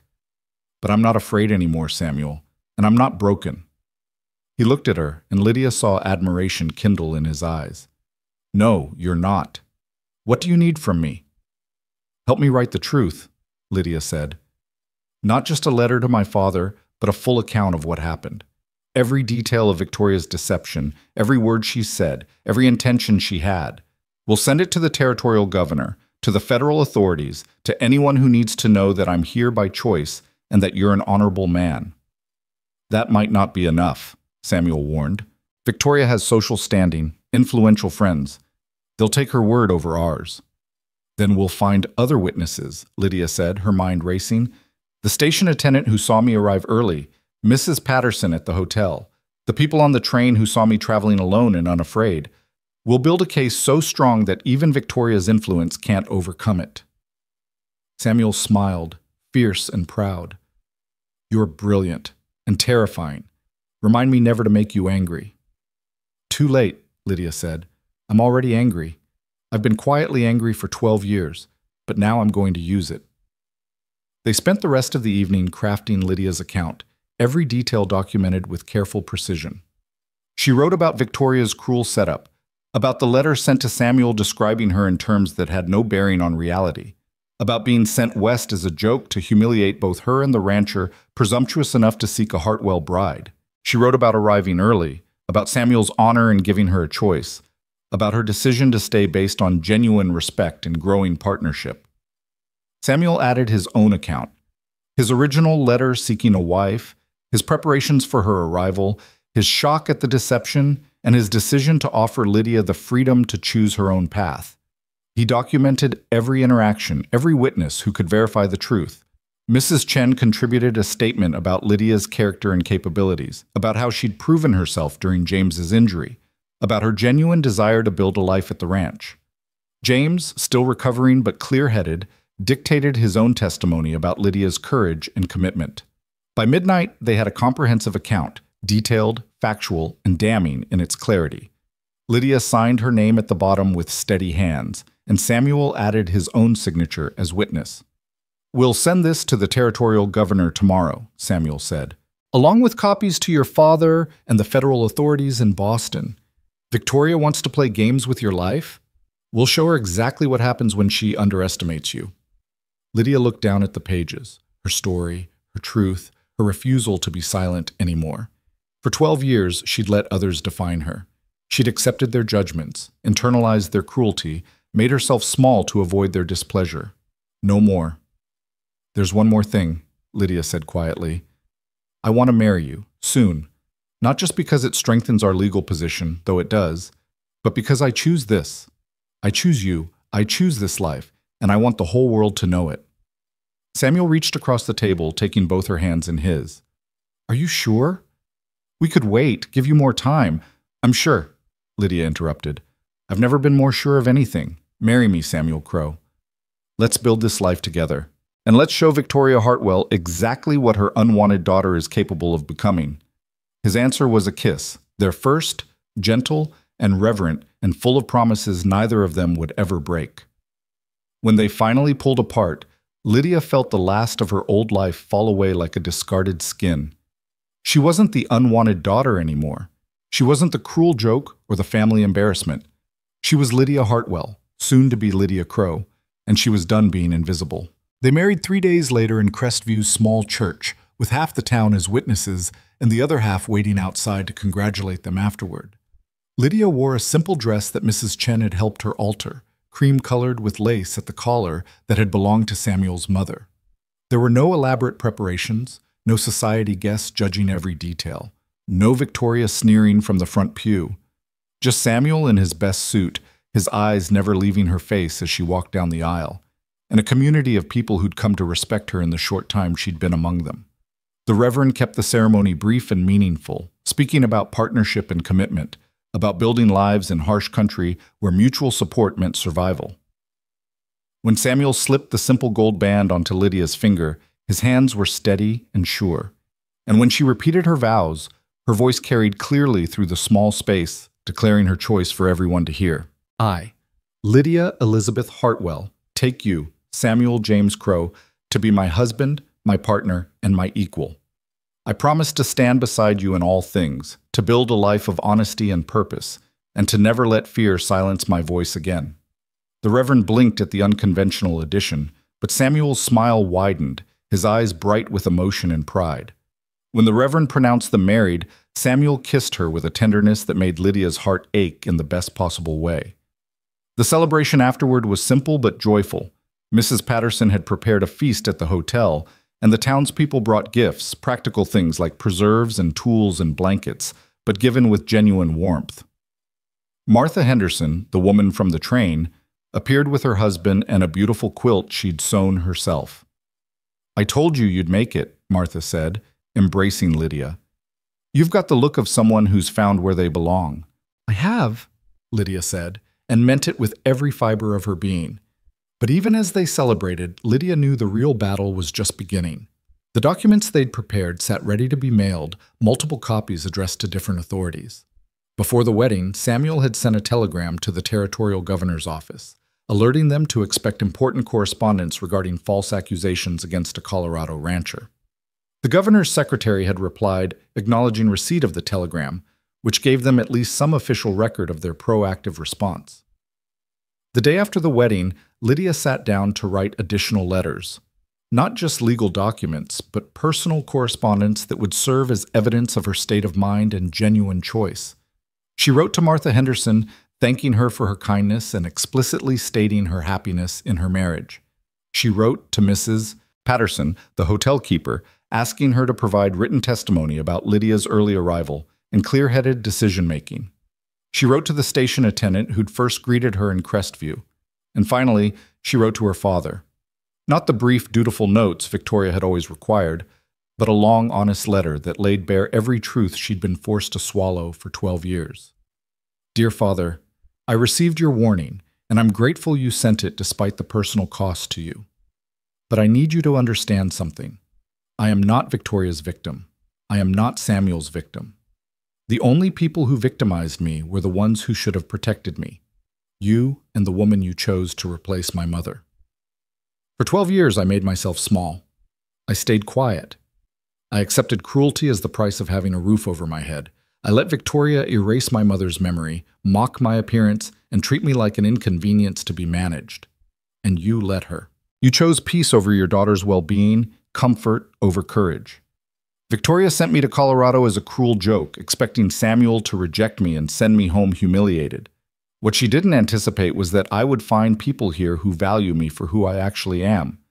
Samuel saw strength where Victoria saw inadequacy. The people of this community saw capability where Boston society saw plainness. And I saw, for the first time since Mother died, a future worth fighting for. I am married now. By choice. By desire. Samuel Crow is a good, honorable man who treats me as an equal partner. This ranch is becoming my home. This life is becoming mine. And I will fight with everything I have to protect it from Victoria's vindictive lies. If federal marshals come, they will find a woman who is exactly where she wants to be. If investigators arrive, they will hear testimony from dozens of witnesses about my free choice and clear commitment. If Victoria thinks she can use me one more time to serve her purposes, she will discover that the unwanted daughter has learned to fight back. I'm enclosing copies of all our documentation, my account of Victoria's deception, Samuel's testimony, witness statements, and proof of my legal marriage. I'm sending identical packages to the territorial governor, the federal authorities, and several newspapers. The truth will be told, Father, whether you choose to support it or not. You wrote that you failed me. You're right. You failed me when Mother died, and you let grief consume you. You failed me when you married Victoria without considering what it would cost me. You failed me every day for 12 years when you chose not to see what was happening in your own home. But you can choose differently now. You can stand up to Victoria. You can tell the truth about what she did. You can, for once, be the father my mother believed you were. I'm not holding my breath. I've learned not to expect courage from you, but I'm giving you the chance anyway, because Mother would have wanted me to. Your daughter, Lydia Elizabeth Crow. She sealed the letter with hands that didn't shake, feeling a weight lift from her shoulders with each word written. Whether her father would rise to the occasion or not was beyond her control. What mattered was that she'd finally spoken her truth, without apology or fear. Samuel found her in the ranch office later that afternoon, the letters stacked neatly beside her, ready for mailing. All finished? He asked, settling into the chair beside her. All finished, Lydia confirmed. Now we wait and see how Victoria responds to being challenged. She'll fight back, Samuel said. People like that don't surrender easily. I know. Lydia leaned back, suddenly exhausted. But I'm not the same person she sent away, Samuel. I'm not afraid of her anymore. He reached over and took her hand, his thumb rubbing gentle circles on her palm. Good. Because we're in this together now. Whatever comes, we face it as partners. The response came faster than they'd anticipated. 2 weeks after Lydia mailed her letters, an official-looking envelope arrived from the territorial governor's office. Lydia's hands trembled slightly as she broke the seal, Samuel reading over her shoulder. The letter was formal but clear. The governor had received multiple accounts of the situation: Lydia's detailed testimony, Samuel's corroborating evidence, witness statements from Crestview residents, and notably, a surprisingly forthright letter from Thomas Hartwell himself. The governor's office had reviewed all materials and found no evidence of coercion, fraud, or criminal activity. Furthermore, the governor expressed his displeasure with parties in Boston who had wasted federal resources on false accusations driven by personal vendetta. Your father came through, Samuel said, surprised. He actually told the truth. Lydia reread that section of the letter, her eyes stinging with unexpected tears. Her father had enclosed his own statement, admitting Victoria's deception and his own complicity through silence. He'd described the cruel joke, the deliberate misrepresentation in the original correspondence, and his shame at allowing it to happen. It wasn't everything Lydia had needed from him over the years, but it was something. It was a start. But the letter also contained a warning. The governor wrote that while official investigation had been closed, Victoria Hartwell had not ceased her campaign. She'd begun writing to newspapers, to society columns, painting herself as a concerned mother figure worried about a vulnerable stepdaughter led astray by frontier promises. She was gathering support from Boston's social elite, creating a narrative of victim and villain that had nothing to do with truth and everything to do with controlling the story. She's trying to destroy your reputation, Samuel said, his voice tight with anger. To paint you as a naive girl who was tricked, which makes me the villain and her the concerned family member. Then we'll tell a different story, Lydia said, her mind already working. One that's actually true. Over the next several days, Lydia crafted something she'd never imagined writing, an account of her experience intended for publication. Not a legal document, but a narrative that laid bare Victoria's cruelty and Lydia's triumph over it. She wrote about growing up as the unwanted daughter, about 12 years of systematic diminishment, about being sent west as a joke and finding instead a life of purpose and partnership. Samuel read the draft with growing amazement. "This is powerful, Lydia, and damning. If you publish this, there's no going back. Victoria's social standing will be destroyed." "Good," Lydia said flatly. "She tried to destroy me. She tried to destroy you. She used cruelty as entertainment and expected no consequences. It's time she learned that actions have repercussions." "The society pages won't publish something this harsh," Samuel warned. "I'm not sending it to society pages," Lydia said. "I'm sending it to newspapers, real newspapers that care about truth more than protecting the reputation of Boston's elite." She met his eyes. "I'm also sending it to several women's journals and reform publications. There are other women living the life I escaped. Maybe my story will help them find their own courage." Samuel pulled her close, pressing a kiss to her forehead. "You're remarkable, you know that?" "I'm angry," Lydia corrected, "and I'm done being silent." She mailed her account to 8 different publications, from the Rocky Mountain News to the Boston Globe to several progressive women's journals that advocated for reform in marriage laws and women's rights.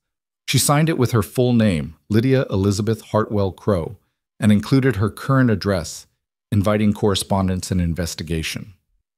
Then they waited. The first response came from the Rocky Mountain News, whose editor wrote expressing interest in publishing Lydia's account as part of a series on women building lives in the Western Territories. The second came from a women's journal in New York, requesting permission to reprint her story with commentary from their editorial staff. The third was from the Boston Globe itself, whose reporter wanted to interview both Lydia and Samuel for a feature article on mail-order marriages and the reality versus perception of frontier life. "They want the truth," Lydia said, reading through the correspondence with growing excitement. "Real journalism, not just society gossip." Within 6 weeks, Lydia's story appeared in 4 major newspapers and 3 journals. The Rocky Mountain News published it with an editorial praising her courage and condemning the social systems that allowed such cruelty. The Women's Journal framed it as an example of how marriage could become a tool of oppression when women lacked legal and financial independence. The Boston Globe ran a feature that included interviews with several Hartwell family acquaintances who, granted anonymity, confirmed Victoria's treatment of Lydia and expressed relief that the girl had escaped. The impact was immediate and devastating for Victoria. Letters began arriving at the ranch from women across the country, sharing their own stories of cruel families, impossible expectations, and the courage it took to choose different paths. Some had escaped to the frontier like Lydia. Others had found freedom through education or profession, or simply refusing to marry men their families selected. Each letter was a testament to shared struggle and the hunger for lives lived on their own terms. But the letters that mattered most came from Boston. Thomas Hartwell wrote that Victoria's social standing had collapsed virtually overnight. Former friends refused her invitations. Charitable organizations removed her from their boards. Society hostesses crossed her name from their guest lists.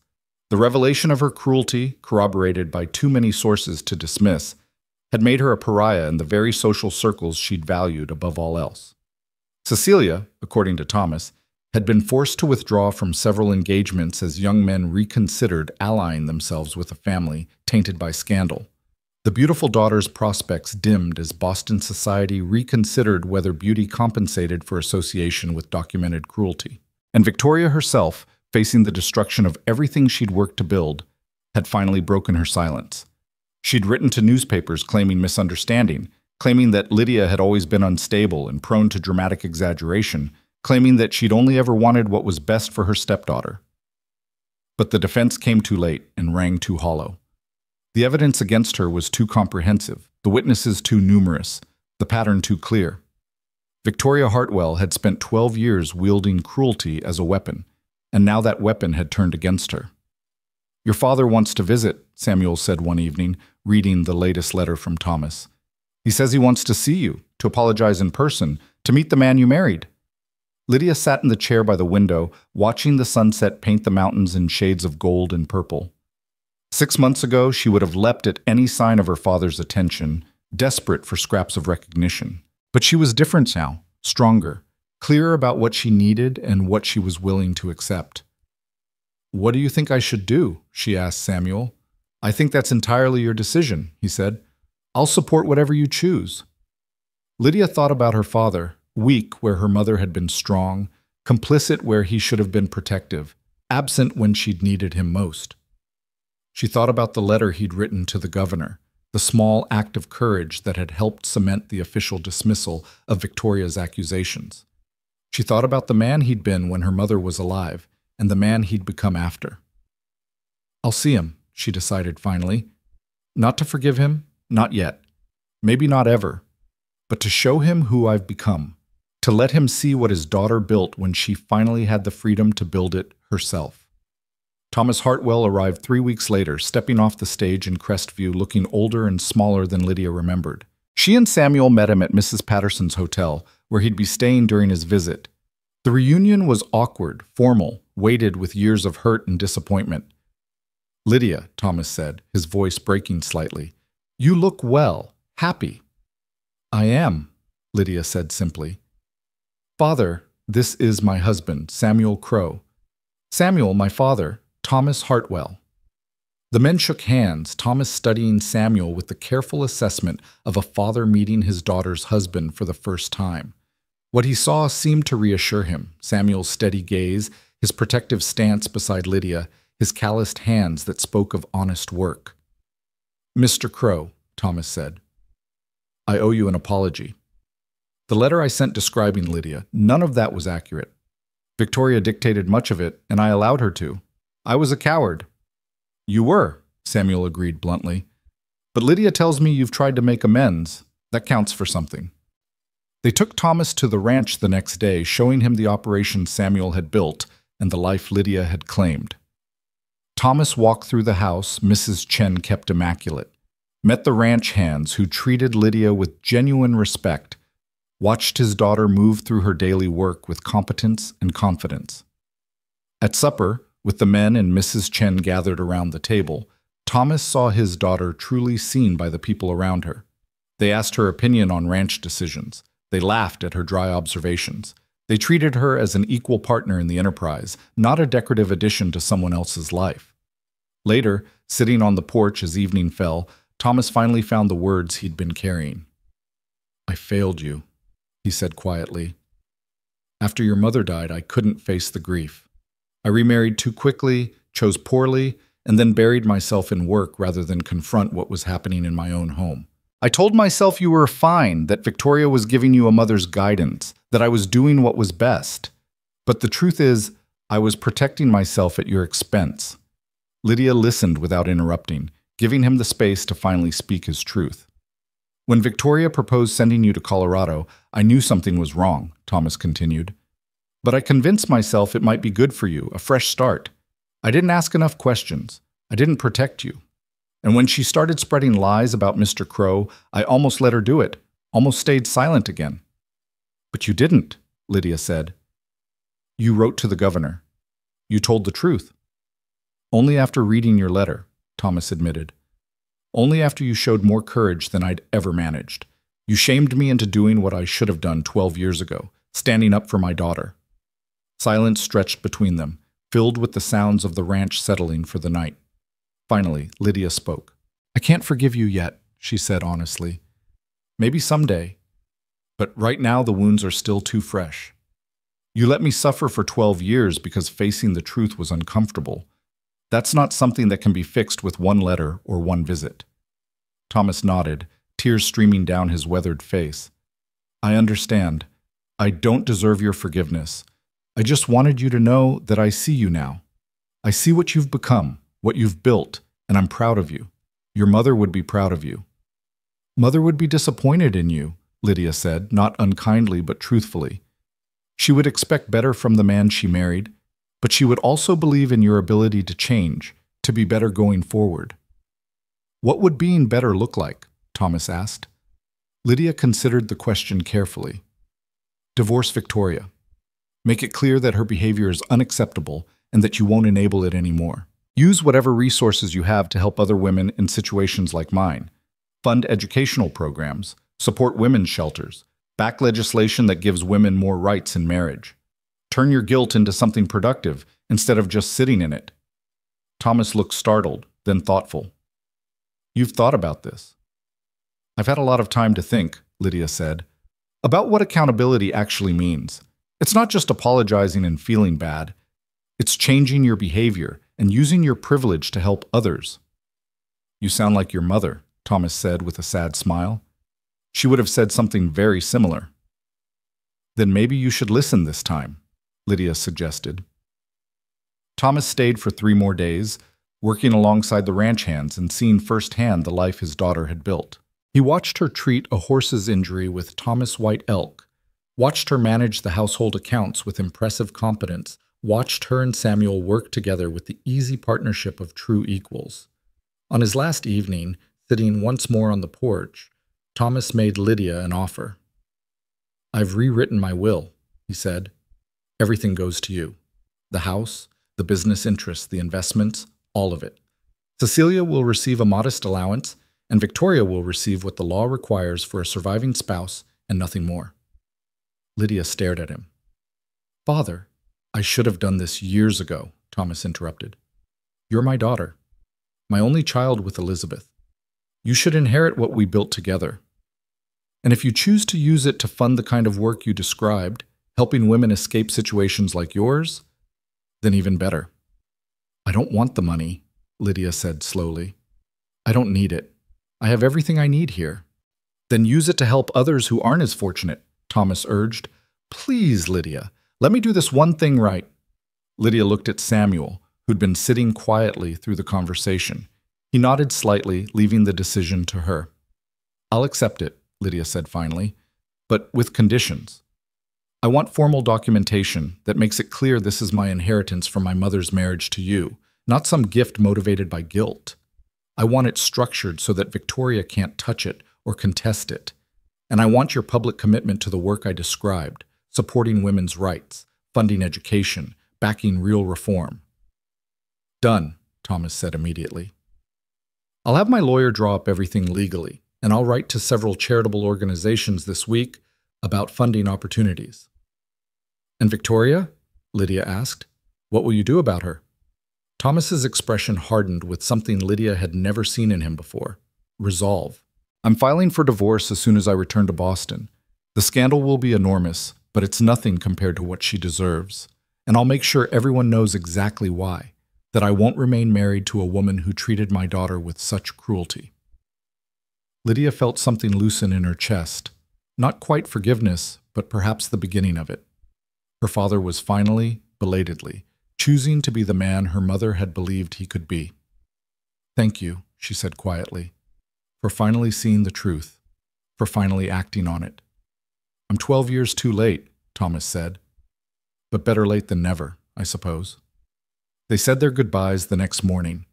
Thomas embraced his daughter carefully, as if afraid she might break, then shook Samuel's hand with genuine warmth. Take care of her, Thomas said. She takes care of herself, Samuel replied. I just have the privilege of standing beside her while she does. Thomas smiled at that, sad and proud at once. Good answer. Plus, he turned back to Lydia. If you ever need anything, I'll write, Lydia promised, and I'll expect you to keep your word about the reforms. I will, Thomas said. I promise. As the stage pulled away, carrying her father back toward Boston and whatever reckoning awaited him there, Lydia leaned against Samuel and felt the last weight of her past finally lifting. How do you feel? Samuel asked. Free, Lydia said simply. Finally, completely free. The letters from Boston continued over the following months, chronicling Victoria's downfall with the kind of detail that Boston society loved when the scandal involved someone else. The divorce proceedings were bitter and public, with Victoria fighting for every penny while Thomas remained steadfast in his commitment to giving her only the legal minimum, Cecilia, facing diminished prospects, and a mother whose reputation was in tatters, had quietly accepted a marriage proposal from a middle-aged widower, not the brilliant match she'd hoped for, but better than spinsterhood. And Victoria herself, stripped of status and influence, had reportedly retreated to a small apartment and become something of a recluse. The woman who'd wielded cruelty as a weapon had discovered what it felt like to be on the receiving end of society's judgment. Lydia read these updates with detachment. She felt no triumph in Victoria's suffering, no vindictive pleasure in her downfall. She simply felt done with it all, finished with the past, ready to focus entirely on the future she was building, a future that was taking shape more beautifully than she'd ever imagined possible. Spring turned to summer, and the ranch flourished under Lydia and Samuel's partnership. The cattle thrived, the horses bred successfully, and James recovered fully from his injury, returning to work with a pronounced limp but undiminished spirit. The ranch had become more than just Samuel's dream. It had become their shared vision, built on mutual respect and honest labor. Lydia had transformed too. Her hands, once soft and useless, now bore calluses from honest work. Her face had tanned from hours spent outdoors, and her body had grown stronger from physical labor that Boston would have considered unladylike. But more than physical changes, something fundamental had shifted inside her. She walked differently now, head high, shoulders back, taking up space without apology. The inheritance from her father arrived in late summer, managed through lawyers and transferred with legal precision that made it impossible for Victoria to contest. The sum was substantial, more than Lydia had ever imagined her father possessed. With it came a letter from Thomas informing her that the divorce was final, that Victoria had left Boston entirely, and that he'd begun funding the reforms Lydia had suggested. "What will you do with it?" Samuel asked one evening as they reviewed the financial documents. "It's enough to expand the ranch considerably, or to build something entirely new." Lydia had been thinking about this question since the first letter arrived.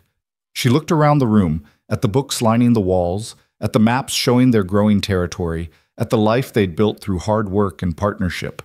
Then she thought about the letters still arriving weekly from women across the country, each one sharing stories of constraint and longing for freedom. "I want to build a school," she said. "Here, on the ranch. Not just for children, though they'll be welcome, but for women. Women from situations like mine. Women who need a place to learn skills that will make them independent. Agriculture, animal husbandry, bookkeeping, practical medicine. Everything they'd need to build self-sufficient lives." Samuel leaned back, studying her face. "That's ambitious. And necessary. There are plenty of women out there who need exactly what you're describing." "I know," Lydia said. "I read their letters. I see myself in every one of them, trapped by circumstance, limited by social expectations, told that their worth is measured in beauty or compliance or how well they serve men's needs. If I can give even a few of them the tools to choose different paths, this money will have been used well." "You'd need buildings," Samuel said, his mind already working through logistics. "Dormitories, classrooms, workspace for practical training. We have the land, but construction would take time and planning." "Then we'll plan," Lydia said firmly. "We'll do it right. Build something that lasts." Over the next several months, they transformed the vision into reality.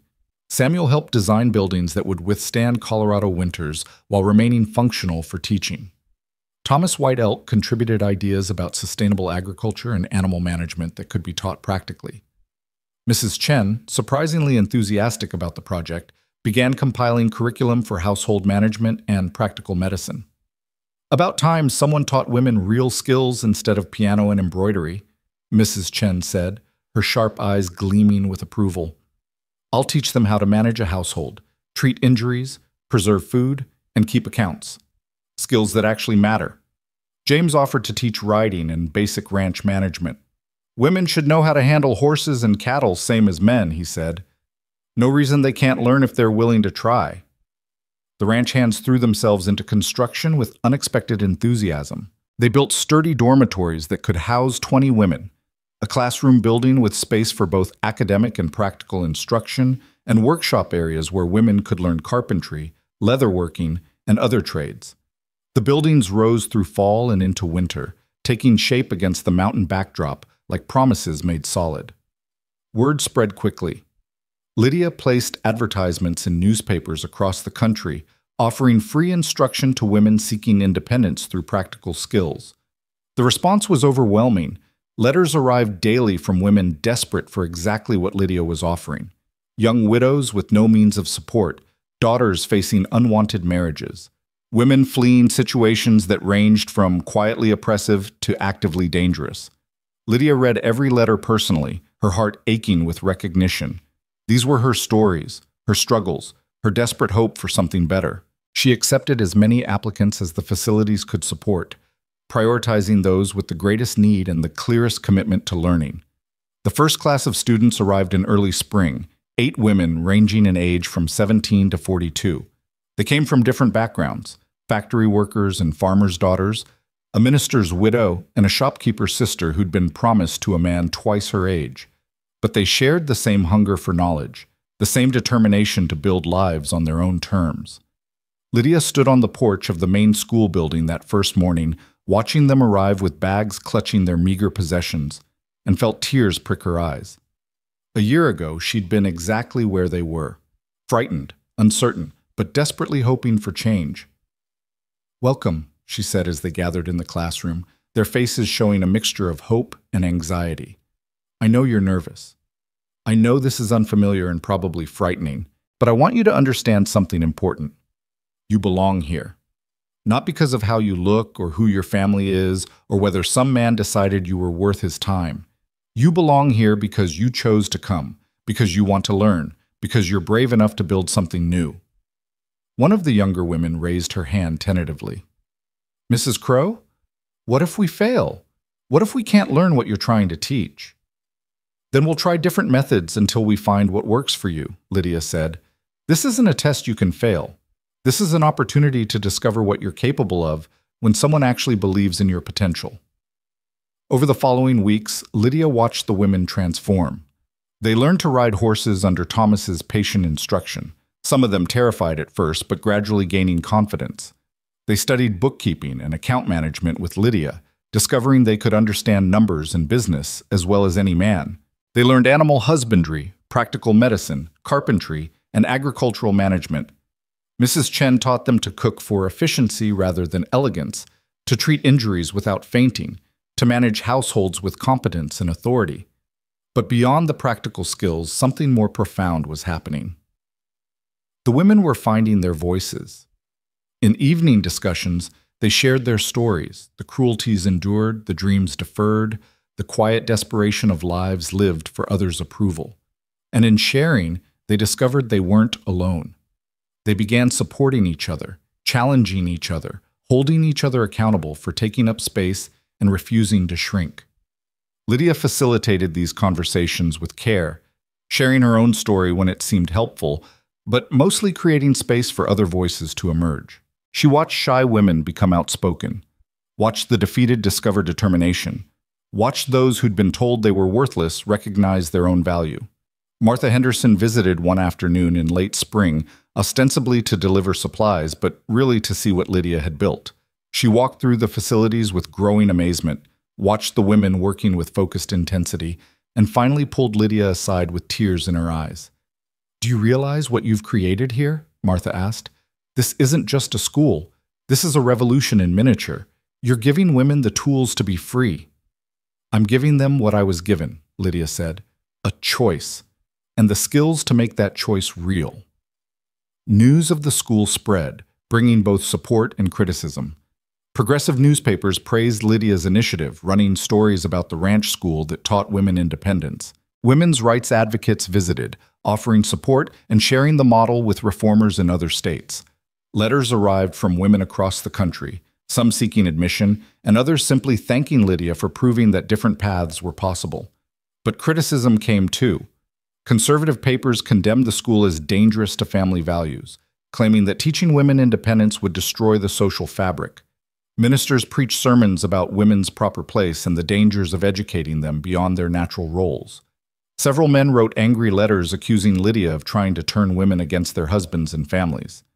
Samuel read these criticisms with dark amusement. "They're terrified," he observed one evening. "Not of educated women, but of losing control over them. That's what all this outrage is really about. I know, Lydia said, which is exactly why the work matters. The most vicious attacks came from Victoria. Despite her exile from Boston society, she'd apparently been following Lydia's activities through newspaper accounts. She wrote a lengthy letter to several papers, painting Lydia as a bitter, delusional woman who'd never adjusted to her own plainness and was now poisoning other women with resentment toward men. She claimed the school was a haven for malcontents and troublemakers, that Samuel was being deceived by his wife's radical agenda, and that the whole enterprise would collapse within a year when the women discovered that independence meant hardship and loneliness. The letter was published in 3 conservative papers, accompanied by editorial commentary about the dangers of women's education and the importance of traditional family structures. For a moment, it seemed Victoria might rally support from those who shared her fears about changing social order. But then something unexpected happened. The women from Lydia's first class, the ones who'd arrived frightened and uncertain, wrote their own response. 8 women, writing individually but with one unified message, shared their experiences at the school. They described the skills they'd learned, the confidence they'd gained, and the futures they were building. They spoke eloquently about the difference between dependence and partnership, between submission and respect, between being decorative and being valued. One woman, the minister's widow, wrote particularly movingly about her late husband's support for women's education and how he would have celebrated what Lydia was doing. Another, the shopkeeper's sister who'd fled an arranged marriage, described finding meaningful work as a ranch manager in Wyoming, using skills learned at Lydia's school to build a successful career. Their letters were published widely, creating a counter-narrative that was far more powerful than Lydia's defense could have been alone. These weren't radicals or malcontents. They were ordinary women whose lives had been genuinely improved by access to education and opportunity. Victoria's attack collapsed under the weight of actual evidence, and she retreated once more into bitter silence. "Your students defended you," Samuel said, reading through the published letters with undisguised pride. "You taught them to use their voices, and they used them to protect you." "They protected themselves," Lydia corrected. "They protected what they'd built and what they believed in. That's even better." Summer arrived with its familiar heat and endless work. The ranch prospered, the school grew, and Lydia discovered she was pregnant. The realization came quietly one morning as she worked in the school garden with several students, a wave of dizziness followed by sudden certainty. She sat down abruptly, her hand going to her stomach, and felt joy and terror wash over her in equal measure. She told Samuel that evening, watching his face transform from concern to wonder to fierce protectiveness. "Are you happy?" he asked, kneeling beside her chair and taking both her hands. "I'm terrified," Lydia admitted, "and yes, completely happy." "You'll be an extraordinary mother," Samuel said with absolute certainty. "You've already shown dozens of women how to believe in themselves. Imagine what you'll teach our child." The pregnancy progressed smoothly through summer and into fall. Lydia continued teaching, adjusting her activities as needed but refusing to be treated as fragile. The students fussed over her with protective concern, and Mrs. Chen watched her like a hawk, ensuring she ate properly and rested when necessary. "You're growing my grandchild," Mrs. Chen said firmly when Lydia protested the extra attention. "I've been here since Samuel built this place. That baby is mine to spoil, and I won't have you taking foolish risks." Letters from Thomas arrived monthly, chronicling his work supporting women's reforms in Boston and other eastern cities. He'd become something of an advocate, using his business connections and remaining social influence to fund educational programs, support women's shelters, and back legislation expanding women's property rights. His letters carried a tone of cautious hope, of a man trying to atone for past failures through present action. In November, he wrote asking if he might visit for the birth of his grandchild. Lydia surprised herself by agreeing immediately. Her father had kept every promise he'd made, had transformed himself from passive enabler to active advocate. Perhaps not all wounds could heal completely, but some could at least close enough to allow for new beginnings. Thomas arrived in early December, bringing gifts for the baby and news from Boston. Cecilia had given birth to twin daughters and, according to Thomas, was discovering that motherhood suited her better than society ever had. She'd written to Lydia a tentative letter that acknowledged her past cruelty and expressed cautious hope that they might someday rebuild a relationship as adults. "Will you respond?" Thomas asked. "Eventually," Lydia said. "When I'm ready." She was as much a victim of Victoria's poisonous worldview as I was, just in different ways. But forgiveness takes time. "You've become very wise," Thomas observed. "I've become very clear about what I'm willing to accept," Lydia corrected. "That's not the same as wisdom, but it's useful." The baby arrived 2 weeks later during a snowstorm that blanketed the ranch in white silence. Labor was long and difficult, but Lydia approached it with the same determination she brought to everything else, refusing to be cowed by pain or fear. Samuel stayed beside her throughout, his presence steady and grounding, while Mrs. Chen and the local midwife provided skilled care. When the baby finally emerged, a daughter with a powerful cry and her father's blue eyes, Lydia wept with exhaustion and joy and overwhelming love. "Elizabeth," she whispered, holding her daughter for the first time. "Elizabeth Victoria Crow." Samuel looked surprised. "Victoria? After the victory," Lydia interrupted firmly. "Not the person. She gets to carry the name Victoria meant in triumph, not in cruelty. She gets to define it for herself." Thomas, meeting his granddaughter for the first time, broke down completely. "She looks like her grandmother," he said through tears. "Like my Elizabeth, like you when you were born." "Then she's in good company," Lydia said, exhausted but radiant. The ranch celebrated the birth with the kind of joy that came from genuine community. The students brought hand-sewn baby clothes and knitted blankets.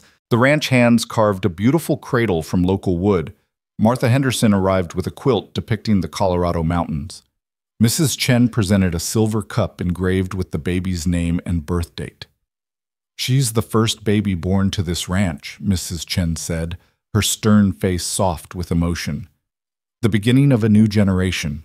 Everything you and Samuel built, she gets to inherit it and build on it." As winter deepened and the ranch settled into its seasonal rhythms, Lydia found moments to reflect on the impossible journey that had brought her here. A year and a half ago, she'd been the unwanted daughter, the family joke, the woman everyone pitied or dismissed. She'd been sent west as an act of cruelty, expected to fail, anticipated to return home humiliated and broken. Instead, she'd found partnership and purpose. She'd discovered strengths she never knew she possessed. She'd built a school that was changing women's lives and a family that valued her for who she actually was. She'd turned Victoria's cruelty into fuel for transformation, both personal and social. One evening in late January, sitting in the rocking chair Samuel had made for her, nursing Elizabeth while snow fell softly outside, Lydia felt a profound sense of completion. Not because her story was over, there would be more challenges, more growth, more work to do, but because she'd finally become who her mother always believed she could be. Samuel found her there, watching the snow with their daughter at her breast, and knelt beside the chair. "What are you thinking about?" he asked softly. "Revenge," Lydia said, surprising them both. At his startled expression, she smiled. "Not the kind Victoria intended when she sent me here, but a better kind. The kind that comes from building a life so full and meaningful that the cruelty of others becomes irrelevant." "That's the best revenge," Samuel agreed, kissing her forehead. "Living well, being happy, proving them wrong in ways they never anticipated." A knock at the door interrupted the moment. James entered, snow dusting his shoulders, carrying a telegram. "Just arrived from town," he said, handing it to Samuel. "Looks official." Samuel opened it, his expression shifting as he read. Then he handed it to Lydia without comment. The telegram was from the territorial governor's office, informing them that Lydia's school had been officially recognized as an educational institution of merit and would receive partial funding from the territorial education budget. Furthermore, the governor was recommending that similar programs be established in other parts of Colorado and had cited Lydia's work as a model for women's practical education. "It's really happening," Lydia breathed. "The work is spreading." "Because you proved it works," Samuel said. "You showed that women could learn practical skills, could build independent lives, could contribute meaningfully to frontier development. You made it impossible to ignore." Over the following months, inquiries arrived from across the Western Territories. Women interested in starting similar schools wrote seeking Lydia's advice. Reformers asked her to speak at conferences and contribute to publications about women's education. Several territories began developing legislation to support practical education for women, using Lydia's program as their template. The school itself continued to grow. A second class of students arrived in spring, then a third in summer. Some graduates stayed on as teachers, sharing what they'd learned with new arrivals. Others left to start their own enterprises, ranches, businesses, educational programs. Each one carried forward the lesson Lydia had taught them, that their worth was intrinsic, that their voices mattered, that they had the right to build lives of purpose and dignity. Letters arrived periodically from Victoria, forwarded by Thomas. They started angry and accusatory, blaming Lydia for her social exile and demanding compensation for the damage to the Hartwell name. But as months passed, the tone shifted. The last letter, arriving in late summer, carried a different quality. Not quite apologetic, but perhaps approaching recognition. Victoria wrote that she'd been forced to support herself through sewing and dressmaking, work she'd always considered beneath her station. But in doing that work, she'd discovered something unexpected: competence. Pride in skills well executed. The satisfaction of earning her own money rather than depending on a husband's generosity or society's approval. She didn't apologize for the cruelty she'd inflicted on Lydia. Perhaps she couldn't, but she acknowledged, in her own twisted way, that being forced to develop practical skills had given her something she'd never had in Boston society: genuine self-sufficiency. "Do you think she's changed?" Samuel asked, reading over Lydia's shoulder. "I think she's beginning to understand what I learned the hard way," Lydia said. "That being useful is more satisfying than being ornamental. But understanding doesn't erase 12 years of cruelty. I can acknowledge her growth without forgiving her past." "Fair enough," Samuel said. They never responded to Victoria's letter. Some chapters, Lydia decided, were better left closed. Elizabeth grew rapidly, thriving in the ranch's clear air and surrounded by people who adored her. She learned to walk among the students, who took turns entertaining her and teaching her simple tasks. By her second birthday, she could name all the horses and most of the cattle, could identify edible plants in the garden, and had developed her mother's habit of asking endless questions about how things worked. "She's going to be a force of nature," Mrs. Chen predicted, watching Elizabeth interrogate a ranch hand about why horses needed shoes. "Just like her mother." Thomas became a regular visitor, arriving each summer to spend time with his granddaughter and see the continued expansion of Lydia's work. He'd grown older, but stronger somehow, as if shedding Victoria's influence had freed him to become the man he'd always had the potential to be. He and Lydia rebuilt their relationship slowly, carefully, on foundations of honesty rather than obligation. Cecilia wrote occasionally, her letters growing warmer over time. She'd developed a genuine passion for education, establishing a small school for working-class girls in Boston and crediting Lydia's example as her inspiration. The beautiful daughter who'd once mocked Lydia's plainness had discovered her own purpose, and it looked remarkably similar to what her stepsister had built. "Do you think you'll ever see her again?" Samuel asked when one of Cecilia's letters arrived. "Maybe," Lydia said, "when enough time has passed. When we're both different enough from who we were that we can meet as equals rather than as victim and tormentor." 5 years after arriving in Colorado as a cruel joke, Lydia stood at the entrance to her school and watched the sunset paint the mountains gold.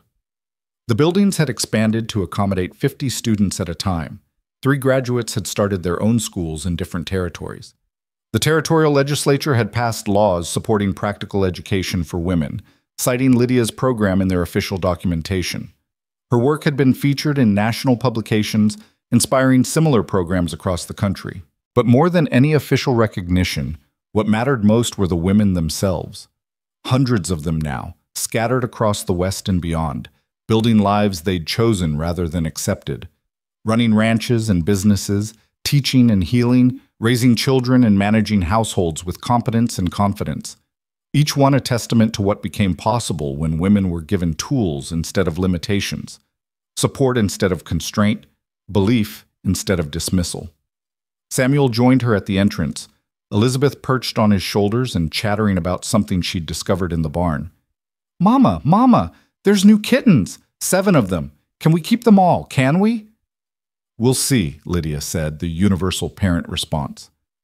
She looked at Samuel, at their daughter, at the school spreading across the landscape, at the life they'd built from the ashes of cruelty and desperation. Do you ever regret it? Samuel asked quietly. Leaving Boston? Everything you left behind? Lydia thought about the question seriously. She thought about the first Mrs. Hartwell's drawing room, about her mother's garden, about the parts of her childhood that had been happy before loss and cruelty had reshaped everything. But she also thought about 12 years of systematic diminishment, of being made to feel worthless, of survival that had felt like slow suffocation. I regret that cruelty was necessary to bring me here, she said finally. I regret that it took Victoria's malice to free me from that life, but I don't regret anything that came after. This, she gestured to the school, to the ranch, to their family. This is what I was always meant to build. I just needed to escape the people who couldn't see my potential. Their loss, Samuel said firmly. My gain. Our gain, Lydia corrected, taking his hand. We built this together.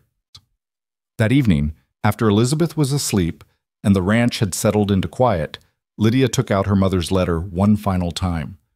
She'd read it so many times the paper was soft as cloth, the words as familiar as her own heartbeat. But tonight she read it with new understanding. Build a life that honors who you truly are. Find people who see you, really see you. And never, ever apologize for taking up space in this world. She'd done exactly that. She'd built a life of purpose and partnership. She'd found people who valued her for her actual self rather than some impossible ideal. And she'd stopped apologizing for her existence, for her worth, for her right to matter. Victoria had sent her to Colorado as a joke, expecting humiliation and failure. Instead, Lydia had found everything she'd ever needed: respect, partnership, purpose, and the freedom to become who she was always meant to be.